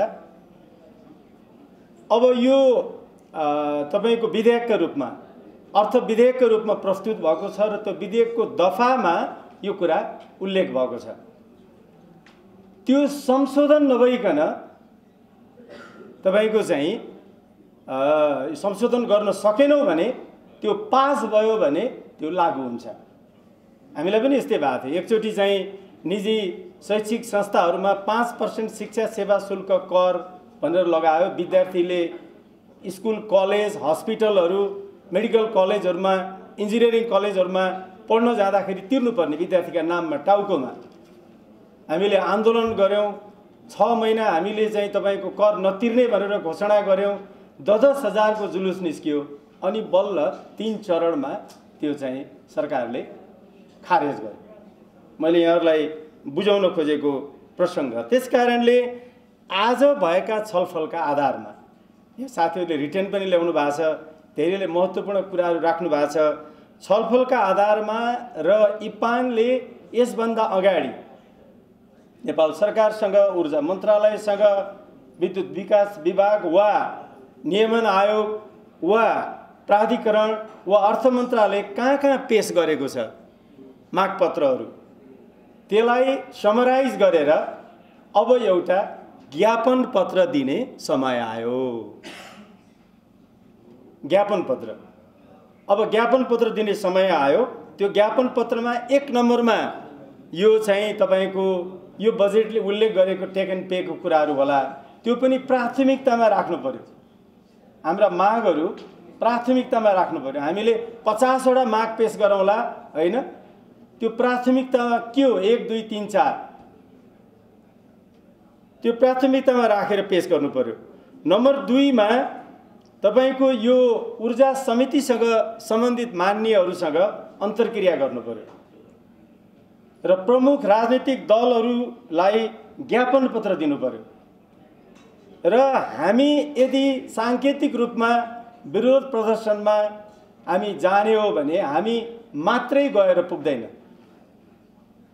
हामी प्याप्सनले 5% शिक्षा सेवा शुल्क करका विरुद्धमा जाँदाखेरि हामीले 37 वटा सङ्गठनहरूलाई एकै ठाउँमा लिएर आएर अपिएन भन्ने एउटा संस्था सिर्जना गरेका थियौँ। त्यसकारणले यहाँ भनिसक्नु भएको छ साथीहरूले, पहिलो कुरा त हामी एफएनसीआईका मेम्बर छौँ होइन त? त्यो एफएनसीआईलाई सबभन्दा पहिलो कुरा चाहिँ हामीले झकझकाउन जरुरी छ। सिएनआईको कुरा होला, चेम्बर अफ कमर्सको कुरा होला, र यो सेयर होल्डरहरूका चाहिँ एसोसिएसनहरू विभिन्न छन्, 3-4 वटा संस्थाहरू, उनीहरूसँग हामीले चाहिँ अन्तर्क्रिया गर्नु पर्यो। र सबैलाई चाहिँ तपाईँको ज्ञापन पत्र आदि इत्यादि दिइसकेपछि हामी प्रेस कन्फरेन्स गरेर यो ढङ्गका स्टेप हामी चाल्छौँ भनेर जानुपर्छ। पहिलो कुरा त यो विधेयकको संशोधन 1 नम्बरमा हुनुपर्छ। हामी अरू कुरातर्फ लाग्ने, अनि यो विधेयकको संशोधनको प्रक्रिया पुरा गर्ने भनेको त्यहाँ छलफलमा भाग लिने मान्यहरूले संशोधन पेश गर्नुपर्छ। त्यो संशोधन कम्तीमा पनि 50, 100, 200 मान्यले पेश गरे भने यो तत्काल यसले समाधान निकाल्न सक्छ। धन्यवाद। देशमा आसीन महानुभावहरू र सम्पूर्ण प्रबन्धक मित्रहरू, मैले अलिक ढिलो थाहा पाएँ अनि त्यही पनि म दौडेर आएँ, अलिकति ढिला भयो, त्यसको लागि म क्षमा माग्न चाहन्छु। अब जहाँसम्म यो टेकर पेको कुरा छ, टेकर पे भनेको बजेटको कार्यक्रममा आछ। अब अघि एकजना हाम्रो बोजराजीले भन्नुभएको थियो कि त्यो भोलि ऐनको रूपमा, आर्थिक ऐनको रूपमा, त्यो चाहिँ विधेयकको रूपमा आएको हुनाले त्यहाँबाट हट्यो भने पनि यसको समस्या समाधान होला भन्ने लाग्छ। एउटा हामी त्यहाँनिर एउटा बाटो होला। अब अर्को चाहिँ म यही दृष्टान्तमा तपाईँहरूलाई सुनाउँछु। पहिले हामीलाई 50 लाखसम्म चाहिँ भ्याट छुट दिने भन्ने थियो, त्यो पनि बजेटमा आएको थियो। पछि हेर्दाखेरि चाहिँ मैले त्यसमा स्टडी गर्नु पर्यो र अलिकति अब केही त्यतिखेर बनेका आयोजनाहरूले 50 लाख पर मेगावाट पायो भने पनि राम्रै हुन्छ भनेर अलिकति स्टडी गर्न खोजेको थिएँ। भरे त्यो लास्टमा त ऐनमा आएको रहन्छ। त्यो ऐनमा नआएको कारणले त्यो इम्प्लिमेन्टेसन नभएको, बजेटमा चाहिँ आयो, ऐनमा आएन। यसले गर्दाखेरि सायद यसलाई गाँठो फुस्काउने हो नि, यो त कार्यक्रम नै होला, यो त्यति ऐनमा पनि भएर आउने खालको कुरो पनि होइन, यो कुरो बजेटमा राख्नुपर्ने खालको कुरो पनि होइन। यो उनीहरूले कसरी राखे, यो राख्नुपर्ने अनिवार्य बजेटभित्र आउने कुरो यो होइन त होइन। यसले गर्दाखेरि एउटा पाटो चाहिँ यो हुन सक्ला र अर्को पाटो के हुन सक्छ भनेदेखि होइन, यिनीहरूले अलिकति दुःख दिने भयो भने हामीले अलिकति एक्सर्साइज गरेर होइन यसको लिगल ट्रिटमेन्टमा पनि जान सकिन्छ होला। किनभने यो अहिले लागू गर्ने खालको भयो भने यसलाई लागू नगर भनेर जाने, सर्वोच्चमा गयो भने 5-7 वर्ष मुद्दा लाग्छ होइन। त्यो गर्दा गर्दै स्टे लिनु पायो भनेदेखि त्यहाँबाट पनि रोक्ने खालको एउटा बाटो होला। तर अब हामी त्यतातिर चाहिँ प्रबन्धकहरूलाई हामी भन्दैनौँ, किनभने प्रबन्धकहरूले लास्ट लडाइँ गरेर केही नलागेपछि मात्रै यतातिर जानुपर्छ भन्ने मेरो सुझाव छ। अहिले नै जानुपर्छ भन्ने छैन। तर अलिकति हामीले चाहिँ थोडा लबिङ गरेर त्यो बजेटबाट चाहिँ हामीले कटायौँ। आखिर अर्को चाहिँ के छ भने चाहिँ यो बजेटमा मात्रै रहने भने त यसले त हामीलाई केही पनि असर गर्दैन, ऐनमा आएन भने यसले असर गर्दैन। अब हामीले चाहिँ विद्युत प्राधिकरणले भटाभट हामीलाई पिपिए गरिदियो भने सकिगयो नि होइन। त्यो भएकाले यतातिर पनि अलिकति विचार गर्नु पर्ला। अघि म प्रकाशजीले बोल्दै हुनुहुन्थ्यो, म अलिकति सिरियस चाहिँ कहाँनिर छु भने अब हामीलाई सायद मैले पनि आयोजनालाई पहिले के अरे हामीले कनेक्सन एग्रिमेन्ट गर्दाखेरि चाहिँ टेक एन्ड पेमै गरेको थियो। पछि टेकर पे संशोधन भएको हो सर्टेन टाइमको लागि। त्यतिखेर चाहिँ यो ढल्केबा र मुजफ्फरपुरको लाइन कम्प्लिट हुनुपर्छ भन्ने एउटा कन्डिसन थियो, त्यो 24-25सम्म राखेको थियो। त्यसले गर्दाखेरि टेक एन्ड पे चाहिँ हामीले अलिअलि कन्डिसनल्ली चाहिँ गरेकै छौँ होइन। अब अरूमा पनि यस्तो परेकै छ। तर यति सानो कुराले त हामीलाई यति अप्ठ्यारो पार्छ भने भोलि गएर तपाईँको यो जुन नयाँ विद्युत विधेयक आइरहेछ यसमा चाहिँ तपाईँहरू अलिकति चनाखो नभएको जस्तो लाग्छ मलाई। यो भोलि दुःखदायी कुरो छ, योभन्दा त्यो खतरनाक छ। त्यसलाई चाहिँ कुनै हालतले अहिलेको परिस्थितिमा त्यसलाई रोक्नुपर्छ भन्ने कुरा हो। जस्तो तपाईँहरू यत्र आयोजकहरू, तपाईँहरूले त प्रबन्धकहरू नै हुनुहुन्छ, तपाईँले कुनै पनि सेयर होल्डरले आएर तपाईँको आयोजना के हुन्छ, यो भोलि मैले तपाईँलाई अहिले त सेयर हालिरहेको छु, यो सेयर चाहिँ मेरो के हुन्छ भनेर तपाईँहरू जवाफ दिन सक्नुहुन्छ? मलाई लाग्दैन होइन। के हुन्छ त आयोजना कति चल्छ होइन। अब यो भएकोले मैले कुरा कामै लाग्ने छ होइन। कहिलेकाहीँ के हुन्छ भने काम नलाग्ने कुरा भन्यो भने चाहिँ त्यसलाई अलिक पेल्नुपर्छ, अलिक राम्रो कुरा आयो भने थाहा नपाए जस्तो गर्नुपर्छ। यसको सूत्र चाहिँ यो होइन। तर मैले लु तपाईँहरू दिनुहुन्छ त, हाम्रो कानुनले के भनेको छ त? अहिले कुरा के छ भन्नुहुन्छ भने जस्तो विदेशीले निर्माण गरेको 51% भन्दा बढी सेयर भयो भने त्यो चाहिँ सरकार कहाँ जान्छ। त्योभन्दा कम भएको र नेपाली प्रायोजकले बनाएको के हुन्छ भने रिकन्ट्र्याक्ट गरेर अगाडि जान्छ आयोजना। फेरि सम्झौ जस्तो कि अहिले हाम्रो चाहिँ हामी 35 वर्ष लिए पनि हाम्रो 50 वर्ष हो। मैले साथीहरूलाई भने कि 50 वर्षमा जाउँ भनेको ऐनमै ल्याउने यता ल्याउने भन्दा भन्दै अब त्यो 50 वर्ष जान त जाँदैन होला। म बाँचेसम्म त मरे पनि जाँदैन। तर मलाई त्यो विश्वास छ। तर अब हामी त्यही 35मा घुमेर बसिरहेछौँ होइन। अब यसले गर्दाखेरि मैले तपाईँहरूलाई भन्न खोजेको यो व्यवस्था काटिदिन्छ। अब सरकार कहाँ डाइरेक्ट जाने हुन्छ। तपाईँलाई हिजो जस्तो हाम्रो चाहिँ पिपिएको कुरा, तपाईँ पिपिए नै हुँदैन। अहिले त टेकर पेमा यस्तो छ भने टेक एन्ड पेलाई त टेकर पे बनाउन मिल्छ नि त। तर पिपिए नै हुँदैन नि, सरकारले पिपिए गर्नुपर्छ भन्ने छैन। र उसलाई जबरजस्ती बाध्य पनि तपाईँ पार्न सक्नुहुन्न भोलिको ऐनमा। अहिले त कमसेकम सरकारले गर्ने भन्ने व्यवस्था छ। अब उनीहरूले के भनेदेखि हामीले संशोधन चाहिँ हालेका छौँ, इबानले हालेको छ, ती सबै कुरा लागू हुने हो भने चाहिँ हामीलाई समस्या पर्दैन। तर कुनै हालतले सबै लागू भएर आउँदैन। एउटा व्यवस्था बिग्रियो भने पनि गाह्रो परिहाल्छ। त्यसले गर्दाखेरि त्यो ऐन चाहिँ रोक्नेतिर तपाईँहरू लाग्नुहोस् भन्ने मेरो निवेदन गरायो। म वास्तवमा आखिर बोलेर कोही पनि के अरे मान्छेले बोल्न चाहिँ बोल्छ, बोल्ने बित्तिकै न त्यसलाई चाहिँ के भने हाम्रो गाउँतिर चाहिँ गुएलाको फुल भन्छ। अब यता चाहिँ गोर्खा दक्षिण भाउ। अब यहाँ मैले जति नै राम्रो बोले पनि मलाई के हुन्छ, केही हुन्छ त? हुँदैन नि। त्यसले गर्दाखेरि मेरो भाषालाई मैले छोट्याएर मैले जुन बोल्न दिनुभयो त्यसको लागि धन्यवाद दिन चाहन्छु। मलाई एउटै कुरा चाहिँ यहाँ अघि पनि अलिअलि त कुराहरू आए। वास्तवमा हामीले हाम्रै शक्ति चाहिँ चिन्न नसकेको भन्ने कुरा अघि अलिअलि छनक आयो र म पनि त्यसमा जोड दिन्छु। किनभनेदेखि हामी 80% चाहिँ हामीले योगदान गरेका छौँ राज्यलाई भनेर चाहिँ भनिराखेका छौँ। हाम्रो अहिलेको इपान नेतृत्वले झन् त्यसलाई धेरै ठाउँमा उजागर गरेको छ।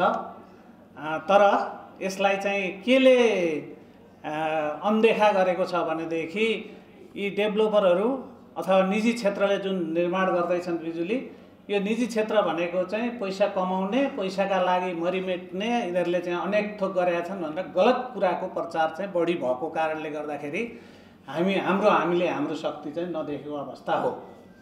त्यसले गर्दाखेरि म इपानका साथीहरूलाई के भन्छु भनेदेखि यो वास्तवमा देशलाई कति कन्ट्रिब्युसन गरेका छन् त भन्ने कुरा देखाउने बेला चाहिँ यस्तै कुराहरूले यी जे नयाँ कुराहरू ल्याएर जसरी नै पेल्न सकिन्छ भन्ने कुरा जुन आइरहेको छ, यही कुराहरूलाई समातेर हाम्रो पनि शक्ति छ है, हामी पनि यो देशकै हौँ, हामीले नै यो काम गरिरहेका छौँ, देशकै लागि गरेका छौँ भन्ने प्रमाणित गर्ने बेला चाहिँ आएको छ भन्ने कुरा म यहाँहरू बिचमा राख्न चाहन्छु। त्यसको लागि सहयोग कसले गर्ने त भन्दा त फेरि हामीले नै गर्ने होला, हामी आइपिबिजहरूले नै गर्ने होला, हामी निजी क्षेत्रका साथीहरूले नै गर्ने होला। त्यो कुरा वातावरण बनाउनको लागि चाहिँ हाम्रा मिडियाकर्मी साथीहरूलाई बुझाउनु पर्यो कि वास्तवमा के छ त भन्ने कुरा। किनभने गलत कुराहरू चाहिँ राज्यले पनि के फैलाइरहेको छ भन्दाखेरि होइन, यो त निजी क्षेत्रहरूले चाहिँ आफ्नो फाइदाका लागि यो गरिरहेछन्, फाइदा मात्रै, जेमा पनि फाइदा गरिरहेछन् भन्ने हिसाबले गर्छ। आजको स्थितिमा हामी आइपिबिजहरूले हेर्दाखेरि आयोजना बनाएर हामीले बेनिफिट दिन कति सकेका छौँ त हाम्रा सेयर धनीहरूलाई? हामीले डिक्लेयर गरेर कति % बोनस दिइरहेका छौँ, पुराना जो आयोजनाहरू छन् त्यसले कति दिइरहेका छन् त, त्यो हेर्दाखेरि हामी प्रष्ट हुन्छौँ नि त। अनि अहिले लगानी कसले गर्दैछ भन्दाखेरि सेयरको भाउ कति पुगेछ भनेर त्यो हेरेर लगानी गरेर यो दिगो लगानी हो त, पक्कै होइन नि त। यसका पछाडि के आउँछन् भन्दाखेरि ट्रान्समिसन लाइन छैन, अनि त्यहाँबाट कसलाई मार भन्दाखेरि आइपिबिजलाई नै पहिले बनिसक्यो, प्रोजेक्ट बनिसक्यो। अघि तम्बरको कुरा त मलाई थाहा थिएन, तम्बरमा पनि कन्टिन्जेन्सी लागेको छ भनेर अघि सुने मैले। हामी त के अरे यो दोर्जी कोरिडोरलाई मात्रै होला भन्दै थियौँ, त्यहाँ पनि लागेको रहेछ। भनेपछि के त भन्दाखेरि राज्यको कुनै दायित्व छैन, कसलाई पेल्ने भन्दा हामीलाई। यो किन पेलिरहेको छ भन्दा हामीमा युनिटी नदेखेर हो। यो त्यसैले गर्दाखेरि हाम्रो युनिटी देखाउने बेला भएको छ। यसलाई क्रमबद्ध रूपमा कार्यक्रम राखेर अब जनतालाई पनि के थाहा दिनु पर्यो भने हो यो 80% चाहिँ निजी क्षेत्रले नै बनाएको रहेछ भन्ने कुरा जनमानसलाई पनि थाहा दिने गरी हामीले हाम्रा कार्यक्रमहरू बनाऊ र त्यसमा सबैले साथ दिनुपर्छ। सबैलाई साथ दिनको लागि म आह्वान पनि गर्छु र हामी त्यही हिसाबले जानुपर्छ।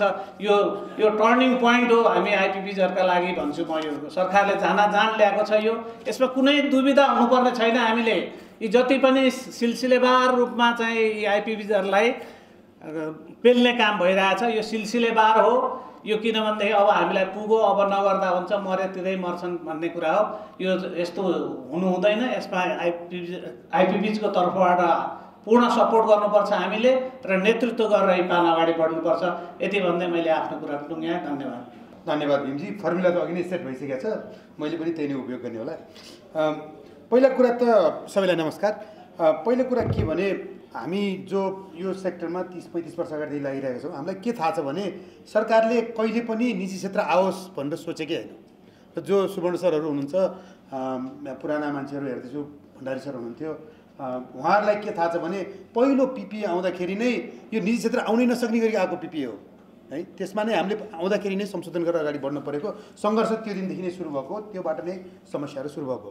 आज हामी टेक एन्ड पे पिपिए कुरा गरेका छौँ। यसलाई वर्गीकृत गर्नु पर्दैन। टेक एन्ड पे समस्या होइन, पिपिए चाहिँ समस्या हो। मैले कसले यहाँ बेला बेलामा भनेको सुन्छु यो एउटा तम्सुक हो भनेको सुन्छु।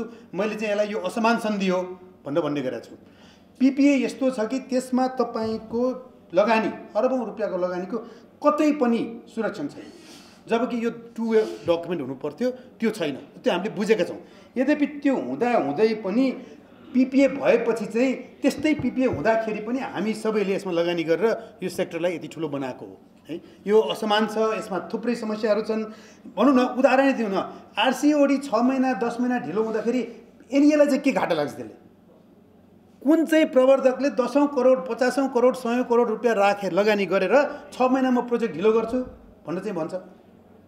अनि त्यो चाहिँ पीडा हो कि त्यो पेनल्टी पाउनुपर्ने कुरा हो त? त्यो त्यसैले मेरो आज एउटा कुरा यहाँ अघि पनि उठ्याएको थियो के भने यो समस्या आउँदै गर्दाखेरि हामीले अब पिपिए नै समष्टिगत रूपमा चाहिँ एकचोटि हेर्नुपर्ने र यो अपर्च्युनिटी त्यो आएको हो कि जस्तो चाहिँ मलाई लाग्छ। यो अवसर चाहिँ त्यो पिपिएलाई नै टेक एन्ड पे एउटा बुँदा होला, तर पिपिएमा पेनल्टीका कुराहरू, आरसिओडीका कुराहरू, ट्रान्समिसन लाइनको कारणका नबनेका कन्टिन्जेन्सीका कुराहरू, यी सबैलाई पुनरावलोकन गर्ने चाहिँ बेला आएको हो कि जस्तो चाहिँ मलाई लाग्छ। त्यसैले यो टेक एन्ड पे मात्रैमा चाहिँ सीमित नभएर अब यो अवसरमा त्यसतिर जाउँ भन्ने म लाग्छु। मलाई एउटा के पनि लागिरहेछ भने दुईवटा कुराले चाहिँ सरकारको ध्यान एकत्रित गएको जस्तो मलाई लाग्छ। एउटा चाहिँ के छ भने सरकारलाई के लागिरहेछ भने अब चाहिँ उपभोक्तामा बिजुलीको भाउ पास अन गर्नुपर्छ, यो महँगो भयो। त्यसैले अब चाहिँ पिपिए नगरौँ, फ्री एनर्जीमा रिलाइ गरौँ। किनभने कसैलाई दिँदाखेरि त 20-25% फ्री एनर्जी त आउँछ नि त सरकारलाई सित्तैमा, त्यो हामीले दिन सक्दैनौँ। भनेपछि ठुल्ठुला आयोजनाहरू, विशेष गरेर भारतमा जाने आयोजनाहरूमा चाहिँ 20-25% एनर्जी फ्री पाइरहेछ सरकारले भने अब त्यो फ्री एनर्जी मात्रै युज गरेर चाहिँ हामी बसौँ, यो अब हामीलाई लगानी चाहिँदैन भन्ने चाहिँ सरकारको एउटा मनस्थितिले यो डाइरेक्ट गरेको जस्तो मलाई लाग्छ। तर हामीले त्यसमा क्लियर के बनाउनु पऱ्यो भने परनिर्भरताको त्यो पराकाष्ठै हो। त्यो हुँदाखेरि चाहिँ बिजुली मात्रै कुरा होइन, यहाँ धेरैचोटि कुरा उठिसक्यो, सिमेन्ट डन्डीदेखि, रोजगारीका कुरादेखि, लगानीका कुरादेखि, ब्याङ्कले लगानी गर्ने कुरादेखि, यी सबै छन् नि त। तर खाली प्राधिकरणको एउटै मात्रै कुरा के छ भने हामीलाई सस्तो मात्रै चाहियो, अब हामी चाहिँ अरू रिस्क लिन सक्दैनौँ भन्ने कुरा हो। आखिर प्राधिकरणले लिने रिस्क त सरकारले लिने रिस्क हो, यो नेपाली जनताले लिने रिस्क हो नि, यो प्राधिकरणले एक्लै लिने रिस्क होइन। त्यसैले यो पनि एउटा कुरा हामीले उठाउनु पर्ने भएको छ होइन। अब यदि साँच्चीकै प्राधिकरणले पिपिए गर्न नगर्ने हो भने त प्राधिकरणले ओपन एक्सेस र विलिङ चार्ज त सेट गर्नु पर्यो। त्यो पनि नगरिदिने, कतै पनि बाटो नदिने, अनि त्यसपछि चाहिँ यत्रो लगानीलाई चाहिँ मार्ने चाहिँ यो जुन परिपन्च छ त्यो चाहिँ मलाई लाग्छ हामीले उजागर गर्नुपर्ने कुरा तिनै होला। अब अगाडि बढ्ने कुरामा धेरै कुरा आए, प्रकाशजीले त क्रमबद्ध रूपमा राख्नुभयो, अरू साथीहरूले पनि राखे। मलाई चाहिँ खालि यसमा के भन्न मन लागेको छ भने हाम्रो टेन्ट, हाम्रो सहभागिता ठुलो बनाऊ। यसमा स्टेक होल्डर्स थुप्रै छन् बिजुलीको कन्टेक्स्टमा, यो हामी मात्रै हैनौँ, लगानी गर्ने मान्छे, ब्याङ्क होला, सिमेन्ट डन्डीदेखि लिएर थुप्रै छन्, यी सबैलाई अगाडि ल्याउँ। र मैले चाहिँ यसलाई अब अहिलेको अवस्थामा सुझबुझ गरेर हाम्रो आन्दोलनका कुराहरू अगाडि बढाउँ। यसमा सबैतिरबाट सहयोग हुन्छ जस्तो मलाई लाग्छ। खालि के भने एक थोक गर्ने भनिसकेपछि हामी त्यो विषय त्यसमा लागौँ। हामीले पहिला अघि दुईजना साथीहरूले के भन्नुभएको छ भनेदेखि कसैले फेरि सुटुको मेरो त काम भइहाल्छ, अरूको त के गर्नु भनेर चाहिँ यतातिर चाहिँ नजाउँ। हामी एक टिक्का भएर अगाडि बढ्यौँ भने चाहिँ मलाई लाग्छ हामी यसमा अगाडि बढ्न सक्छौँ। तर एउटा कुरा के नबिर्सौँ भने सुरुका दिनदेखिका सङ्घर्ष हुन्, आज मात्र आएको पहिलो सङ्कट होइन यो क्षेत्रमा। यसलाई हामीले सुरुदेखि नै मुकाबिला गर्दै लड्दै भिड्दै आएका हौँ। यो पनि भिडिन्छ, लडिन्छ, तर यो अगाडि बढ्न सक्छ। धन्यवाद। नबोलौँ भनेर बस्दा पनि फेरि अन्तिममा सबैको कुरा सुनिसकेपछि केही कुराहरू बोल्नै पर्यो जस्तो लाग्यो। पहिलो कुरा त टेकर पेको कुरा छ। यो प्रकाशजीले भनेको कुरामा म पूर्ण सहमत छु।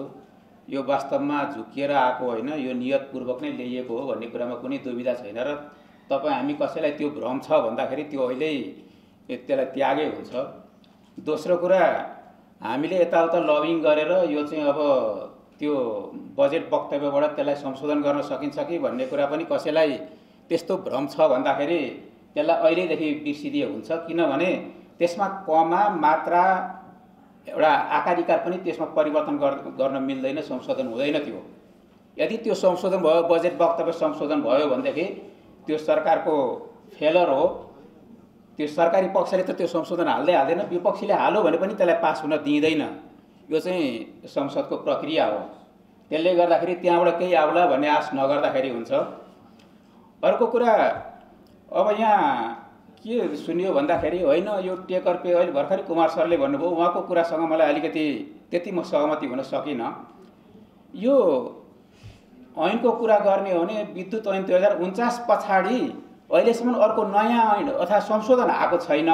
तर कतिवटा नियमावली र निर्देशिकाहरू आएर हामी त्यसबाट कसरी शासित हुँदैछौँ।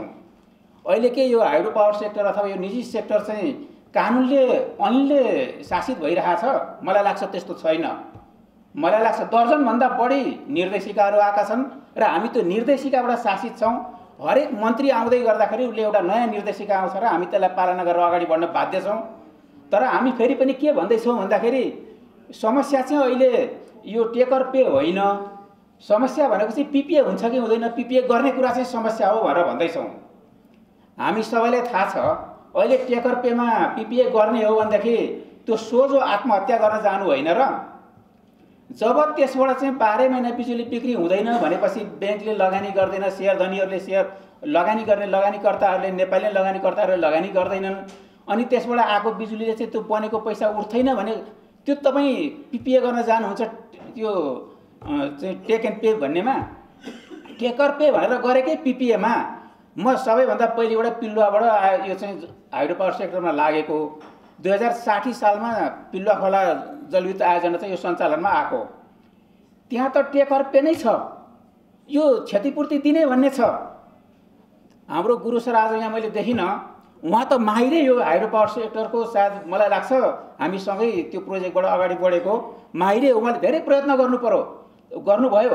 तर आजसम्म त्यो टेकर पे भनेर चाहिँ त्यहाँबाट चार्न पैसा निकालेर त ल्याएको छैन। कति डिस्प्याच इन्स्ट्रक्सन भयो होला, कति प्राधिकरणको कारणले गर्दाखेरि विद्युत सप्लाई हुन सकेको छैन।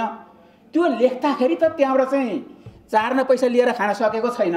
अहिले पनि टेकर पे भएकै आयोजनाहरूमा पनि डिस्प्याच इन्स्ट्रक्सन दिइरहेछ। अनि त्यसपछि टेकर पे हुँदाखेरि यो अभिगत छ, यो अवस्था छ भनेपछि भोलि टेक एन्ड पे भयो भने के होला?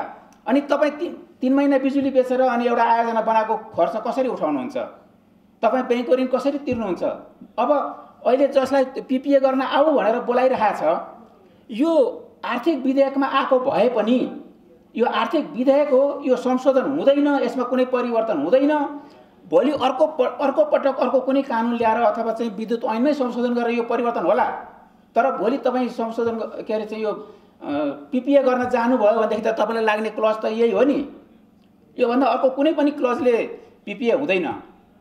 त्यसले गर्दाखेरि एकातिर प्राधिकरणको अवस्था खस्किएको छ भनेर अघि यहाँ सरले भन्नुभयो, भोलि चाहिँ पेन्सन दिने त्यहाँ तलब दिने अवस्था छैन, अनि त्यसले हाम्रो पैसा तिर्छ भन्ने ग्यारेन्टी छैन टेकर पे हुँदाहुँदै भने भोलि टेक एन्ड पेमा कसले पिपिए गर्न जान्छ, को जान्छ, किन जानुहुन्छ?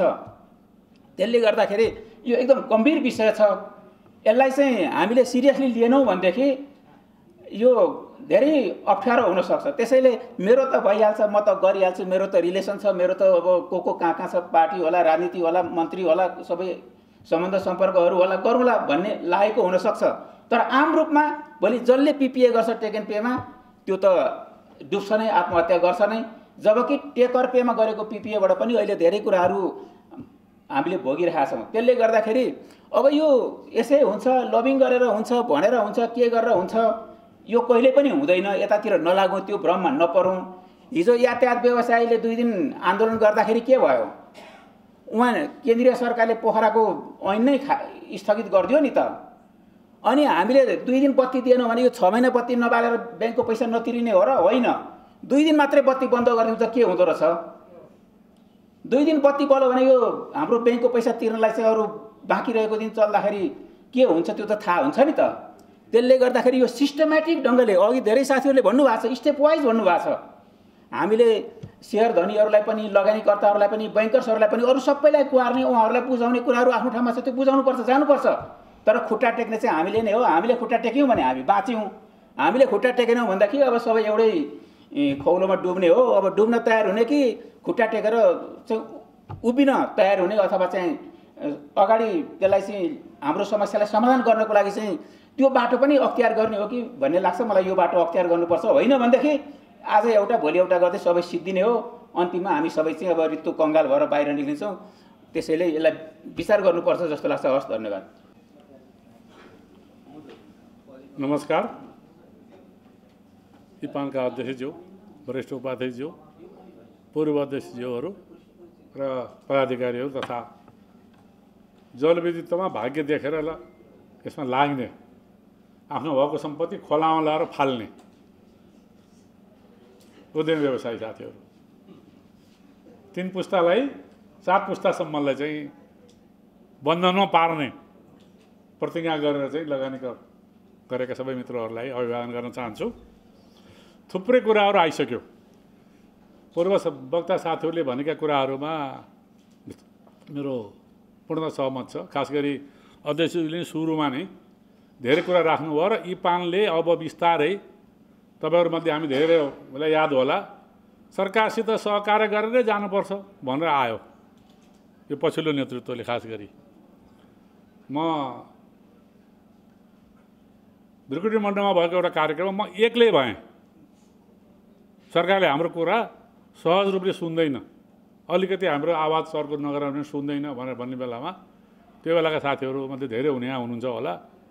होइन, सरकारसित चाहिँ हामीले सहकार्य गर्दै जाने हो, सरकारको सहयोगले हामी केही गर्न सक्दैनौँ भन्ने मान्यतामा रहेको नेतृत्व अहिले चाहिँ बल्ल चाहिँ चेत पाए जस्तो मलाई लागेको छ।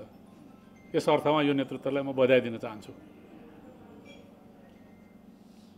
बिस्तारै बिस्तारै बुवासोले जसरी हत्या गर्छ भन्छन् नि, मुसार्दै मुसार्दै मुसार्दै गएर अन्त्यमा सिद्ध्याउँछ अरे के। बुवासोको शैलीले हामी चाहिँ हामीलाई चाहिँ हत्या गर्ने लाइनमा चाहिँ सरकार पुगेको छ। एकपछि अर्का अप्ठ्याराहरू जाँदै हामी माथि थोपर्दै थोपर्दै अब अन्तिम अवस्थामा हामी पुगेका छौँ। र यहाँहरूमा धेरैलाई थाहा होला, हुक्स ल भन्ने हुन्छ साइन्समा। त्यो एउटा डोरीले धान्दै धान्दै जान्छ, तपाईँ लोड हाल्दै हाल्दै जानुभयो, लास्टको अन्तिम आधा ग्राम हाल्दाखेरि डोरी ठ्याक्कै चुडिन्छ कि। 10 केजीसम्म उसको बोक्ने त शक्ति छ भने अन्तिम आधा ग्राम त्यसमा धान्न नसकेर चुडिन्छ। हामी त्यो अवस्थामा पुगेका छौँ, अन्तिम अवस्थामा पुगेका छौँ। अब पनि यो वा त्यो भनेर फेरि हामी पर्खन हेर्नेतिर लाग्यो भने अब सिद्धिनु सिवा छैन। हामीमध्ये कोही कोही त जोगियौँला, आफ्ना विभिन्न अन्य व्यवसाय पनि होलान्, तर जसले यसैलाई यो व्यवसायलाई मुख्य मानेर लगानी गरेको छ उनीहरूको अवस्था के होला? पहिलो कुरा हामी आफै। दोस्रो, यसले पार्ने बहुआयामिक इम्प्याक्ट, यो कुरा आइसक्यो। डन्डी सिमीको कुरा आयो, रोजगारीको कुरा आयो, सबभन्दा चाँडै असर पर्ने त ब्याङ्कलाई हो। 2-3टा ब्याङ्कको पैसा हामीले तिर्न सकेनौँ, तिर्न सकिएन भने त्यस्तो अवस्था आउने बित्तिकै त एउटा ब्याङ्क कोल्याप्स भयो भने के अवस्था आउँछ?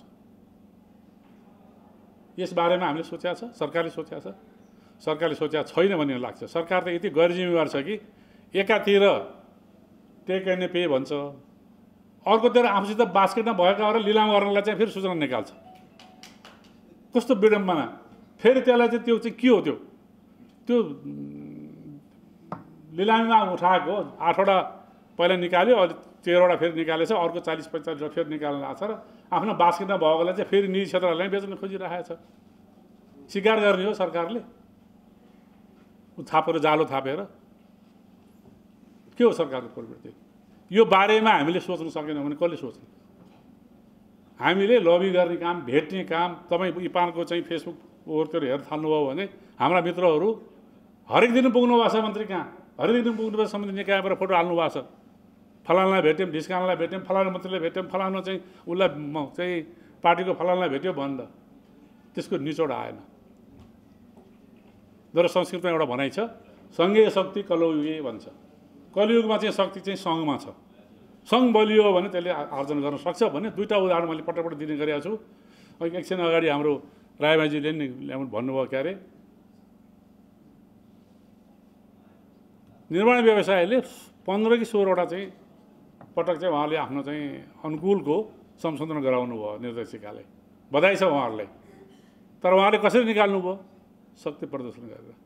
त्यसो पछिल्लो पटक यातायात व्यवसायको मैले लेखा पनि थिएँ, निर्माण व्यवसायबाट सिक्न सकेनौँ, यातायातबाट केही सिकौँ कि भनेर लेखा पनि थिएँ। साथीहरू कसरी हेर्नुभयो, पढ्नुभयो? यातायात व्यवसायले त संविधानकै विरुद्धमा निर्णय गराउनु भयो त। यहाँ कानुनको कुरा भर्खर कहिले भन्छ ऐनमा आसी चेन्ज हुँदैन भन्ने कुरा नै उठाउनु भयो साथीहरूले। संविधानकै कुरा उल्लेख भएको कुराहरू त चेन्ज हुँदो रहेछ त भने, अनि कानुन भन्ने त के हो त? संविधान पनि चेन्ज गर्ने कुरा आइरहेको छ नि त। शक्ति भयो भने त हिजो पनि शक्ति भएर संविधान चेन्ज गरे हो।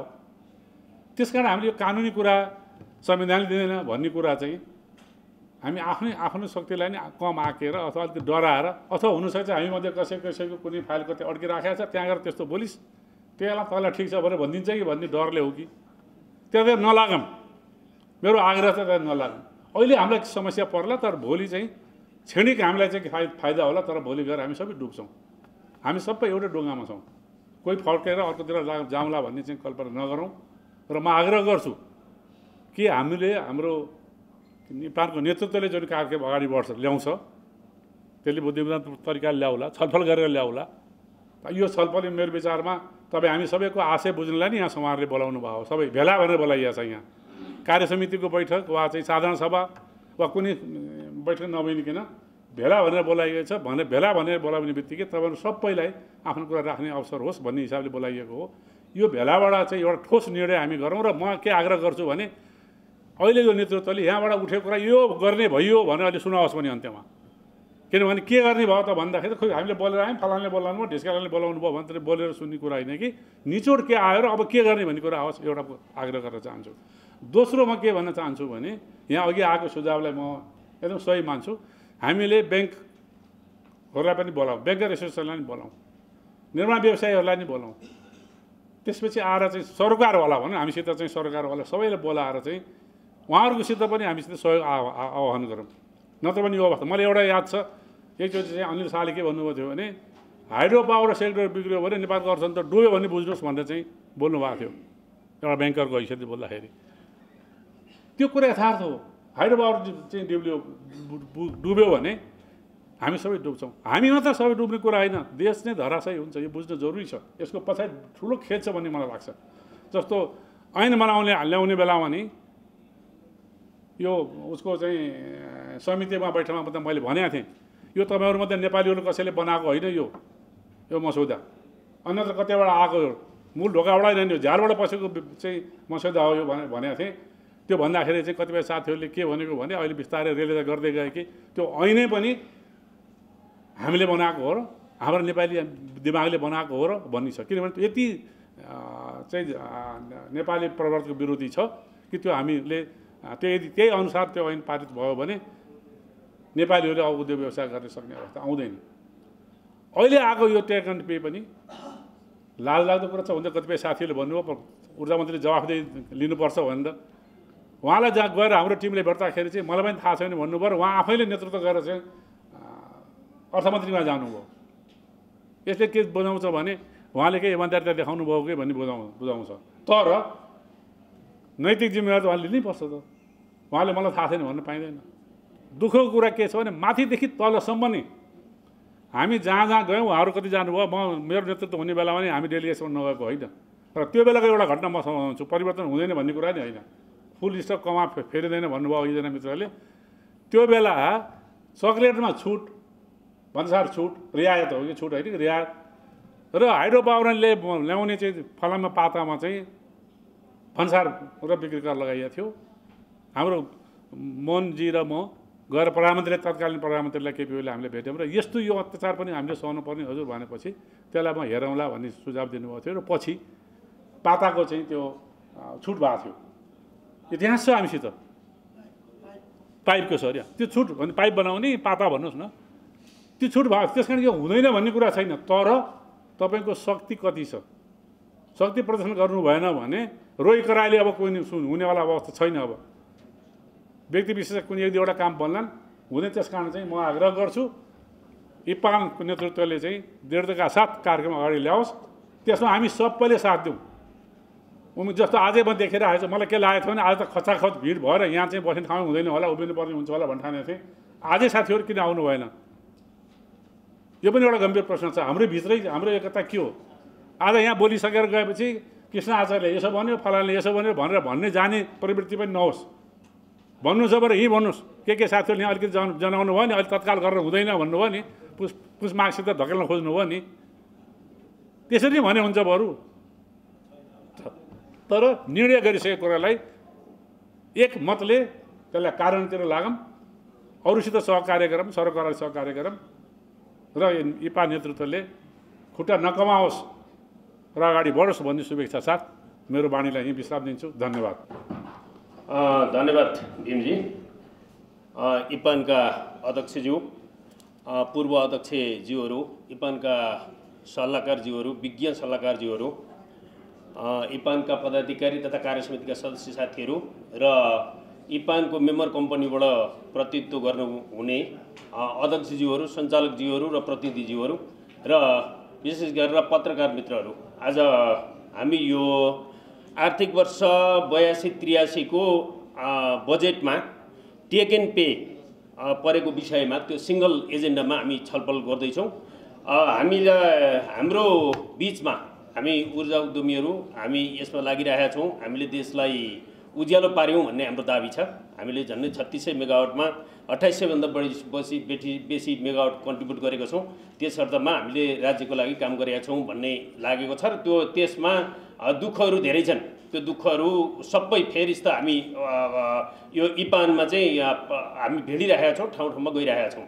तर आज हामीले सिंगल एजेन्डा, यो चाहिँ एउटा नेपाल विद्युत प्राधिकरण सरकारको 100% स्वामित्व भएको संस्था र एउटा चाहिँ प्राइभेट कम्पनीहरू बीच हुने पिटिए को कुरा, त्यो चाहिँ पावर पर्चेज एग्रिमेन्टको कुरा ऐनमा आउनुपर्ने विषय हो कि होइन, त्यो विषयमा हामी अलिकति गम्भीर छलफल गरौँ र सबै ऊर्जा उत्पादकहरूलाई एकै ठाउँ भएर ऊर्जा उत्पादकहरूको राय लिउँ भन्ने हिसाबले हामीले यो आज भेला आयोजना गरेका छौँ। र यसमा आजको विषयहरू धेरै विषयहरू आइसकेका छन्, धेरैजनाले बोलिसक्नु भएको छ। हाम्रो जे उद्देश्यले हामी यो भेला गरेका हौँ त्यो उद्देश्य इपानलाई प्राप्त भएको छ, त्यसका टिप्पणीहरू हामीले गरिरहेका छौँ। र यसमा धेरै उहरू आए। वरिष्ठ उत्पादक अधिवक्ताज्यूले एउटा कुरा भन्नुभयो, टेकर पे पहिलाको टेक एन्ड पे चाहिँ कस्तो थियो भने त्यो टेकर पेमा परिणत भएपछि स्वतः टेकर पेमा परिणत हुन्छ टेक एन्ड पे चाहिँ भनेर एकपल्ट पिपिए गरेको थियो। त्यो हिसाबमा तपाईँले भनेको कुरा सही हो। टेक एन्ड पे गरेको कुरा टेकर पेमा पछि परिणत भयो कोटा थपिएपछि। तर यो हिसाबले आएको होइन, यो आर्थिक ऐनमा आएको छ। यो चाहिँ सदाका लागि तपाईँको टेक एन्ड पे हुने हिसाबले र हिउँदको बिजुली नेपाल विद्युत प्राधिकरणले लिने र बर्खाको बिजुली आफै प्रबन्ध गर्ने हिसाबले यो आएको हो। त्यो मैले थोरै भन्न चाहेँ। र हामी के गरिरहेका छौँ भने इपानमा धेरै समस्याहरू छन्। हाम्रा यो समस्या भनौँ भनेपछि धेरै फेरिस्ता आउँछ, धेरै समस्याहरू छन्। त्यो समस्याहरूमा हामी जुत्दै हिँड्दै फोटा पनि खिचाएका छौँ, खिचाएका पनि कुरा आए, त्यो चाहिँ जानकारी दिने हिसाबले खिचाएको हो। तर गएर फोटा खिचाएर मात्रै हाम्रो कुरा नगरिकन आएका छौँ न। हामीले चाहिँ सयौँ ठाउँहरूमा हजारौँ मागहरू हामीले पुर्याएका छौँ। जे समस्याहरू छन् त्यो समस्याहरू हामीले ठाउँमा पुर्याएका छौँ।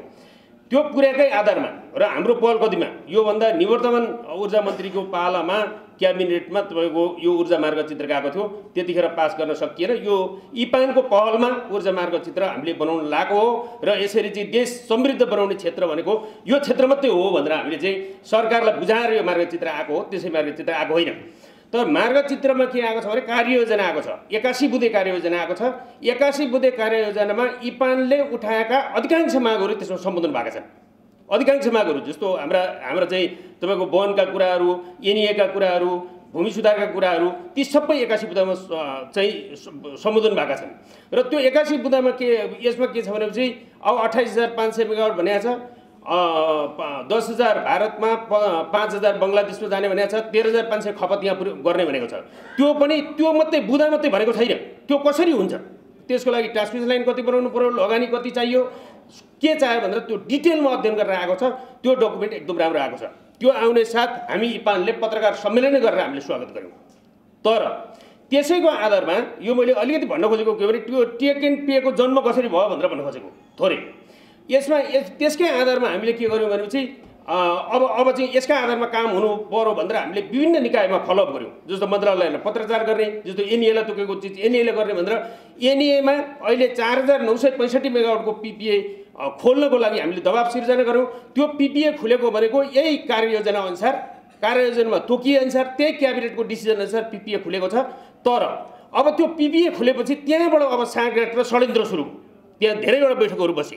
अब यो 4,965 मेगावाटको पिपिए गर्यो भनेपछि एनइए टाट पल्टिन्छ भन्ने हिसाबले त्यहाँ धेरै बैठकहरू बसे। अनि त्यसमा के छुट्याइयो भनेपछि त्यहाँ हेर्नु होला, त्यहाँ चाडा बुँदा उल्लेख गरेको छ त्यो निर्णयमा। त्यो सञ्चालक समितिको निर्णय हो। त्यो सञ्चालक समितिको निर्णयमा चाडा बुँदाहरू उठाइएको छ। त्यो चाडा बुँदाको घर नम्बरमा टेक एन्ड पे भनिएको छ। घर नम्बरमा त्यो चाहिँ टेक एन्ड पेमा पिपिए गरिन्छ भन्ने छ। त्यो चाहिँ पछाडि परिणत गर्ने हिसाबले होइन, त्यो हिउँदमा लिने बर्खामा नलिने हिसाबले बनिएको त्यो आशयका साथ गरिएको र त्यही चिज अहिले आर्थिक विधेयकमा परेको छ।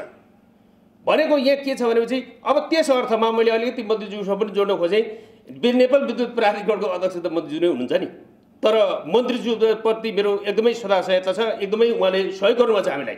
के भयो भनेपछि यो आउने बित्तिकै हामी यसरी भेला गरौँ, एकैचोटि भेला आयोजना गरौँ भने होइन। यो आएपछि हाम्रो कार्यसमितिको बैठक बस्यो, कार्यसमितिको बैठक इमर्जेन्सी बस्यो। त्यो इमर्जेन्सी बैठकले पहिला कहाँ पहल गर्ने त भन्दाखेरि जहाँबाट आयो, जहाँबाट उत्पत्ति भयो, उत्पत्ति भएको ठाउँमा पहल गर्नु पर्यो नि, होइन? त्यो भनेर हामीले पहल गऱ्यौँ। हामी चाहिँ तपाईँको के अरे मन्त्रालय गयौँ, मन्त्रीज्यूसँग भेट्यौँ। मन्त्रीज्यूले तुरुन्तै अघि पूर्व अध्यक्षले भनिसक्नुभयो, उहाँले तीबाट टाइम लिएर तीबाट हामी उपप्रधानमन्त्री कहाँ गयौँ। तर उपप्रधानमन्त्री गएपछि हामी निराश भयौँ। किन भन्दाखेरि त्यहाँ जाँदाखेरि मन्त्रीज्यूले थाहा छैन भन्नुभयो, सचिवज्यूले थाहा छैन भन्नुभयो। त्यो सबै थाहा नभएपछि त अब त थाहा कहाँ हुने त भन्दाखेरि जसले ल्याए त्यहाँ हुनु पऱ्यो नि त। भनेपछि उपप्रधानमन्त्री कहाँ गयौँ। उपप्रधानमन्त्री कहाँ गएपछि उहाँले निकै डाटै उतार्नुभयो। अहिले उत्पादन कति, कोनि के कति, पिपिए भएको कति, नभएको कति, लाइनमा कति, त्यो सबै उतार्नुभयो। त्यो उतारेपछि उहाँले अन्तिममा के भन्नुभयो भनेपछि म सल्लाह गरेर तपाईँहरूलाई खबर गर्छु भन्नुभयो। अब सल्लाह गर्ने को त? ल्याउने त उहाँ हो नि त।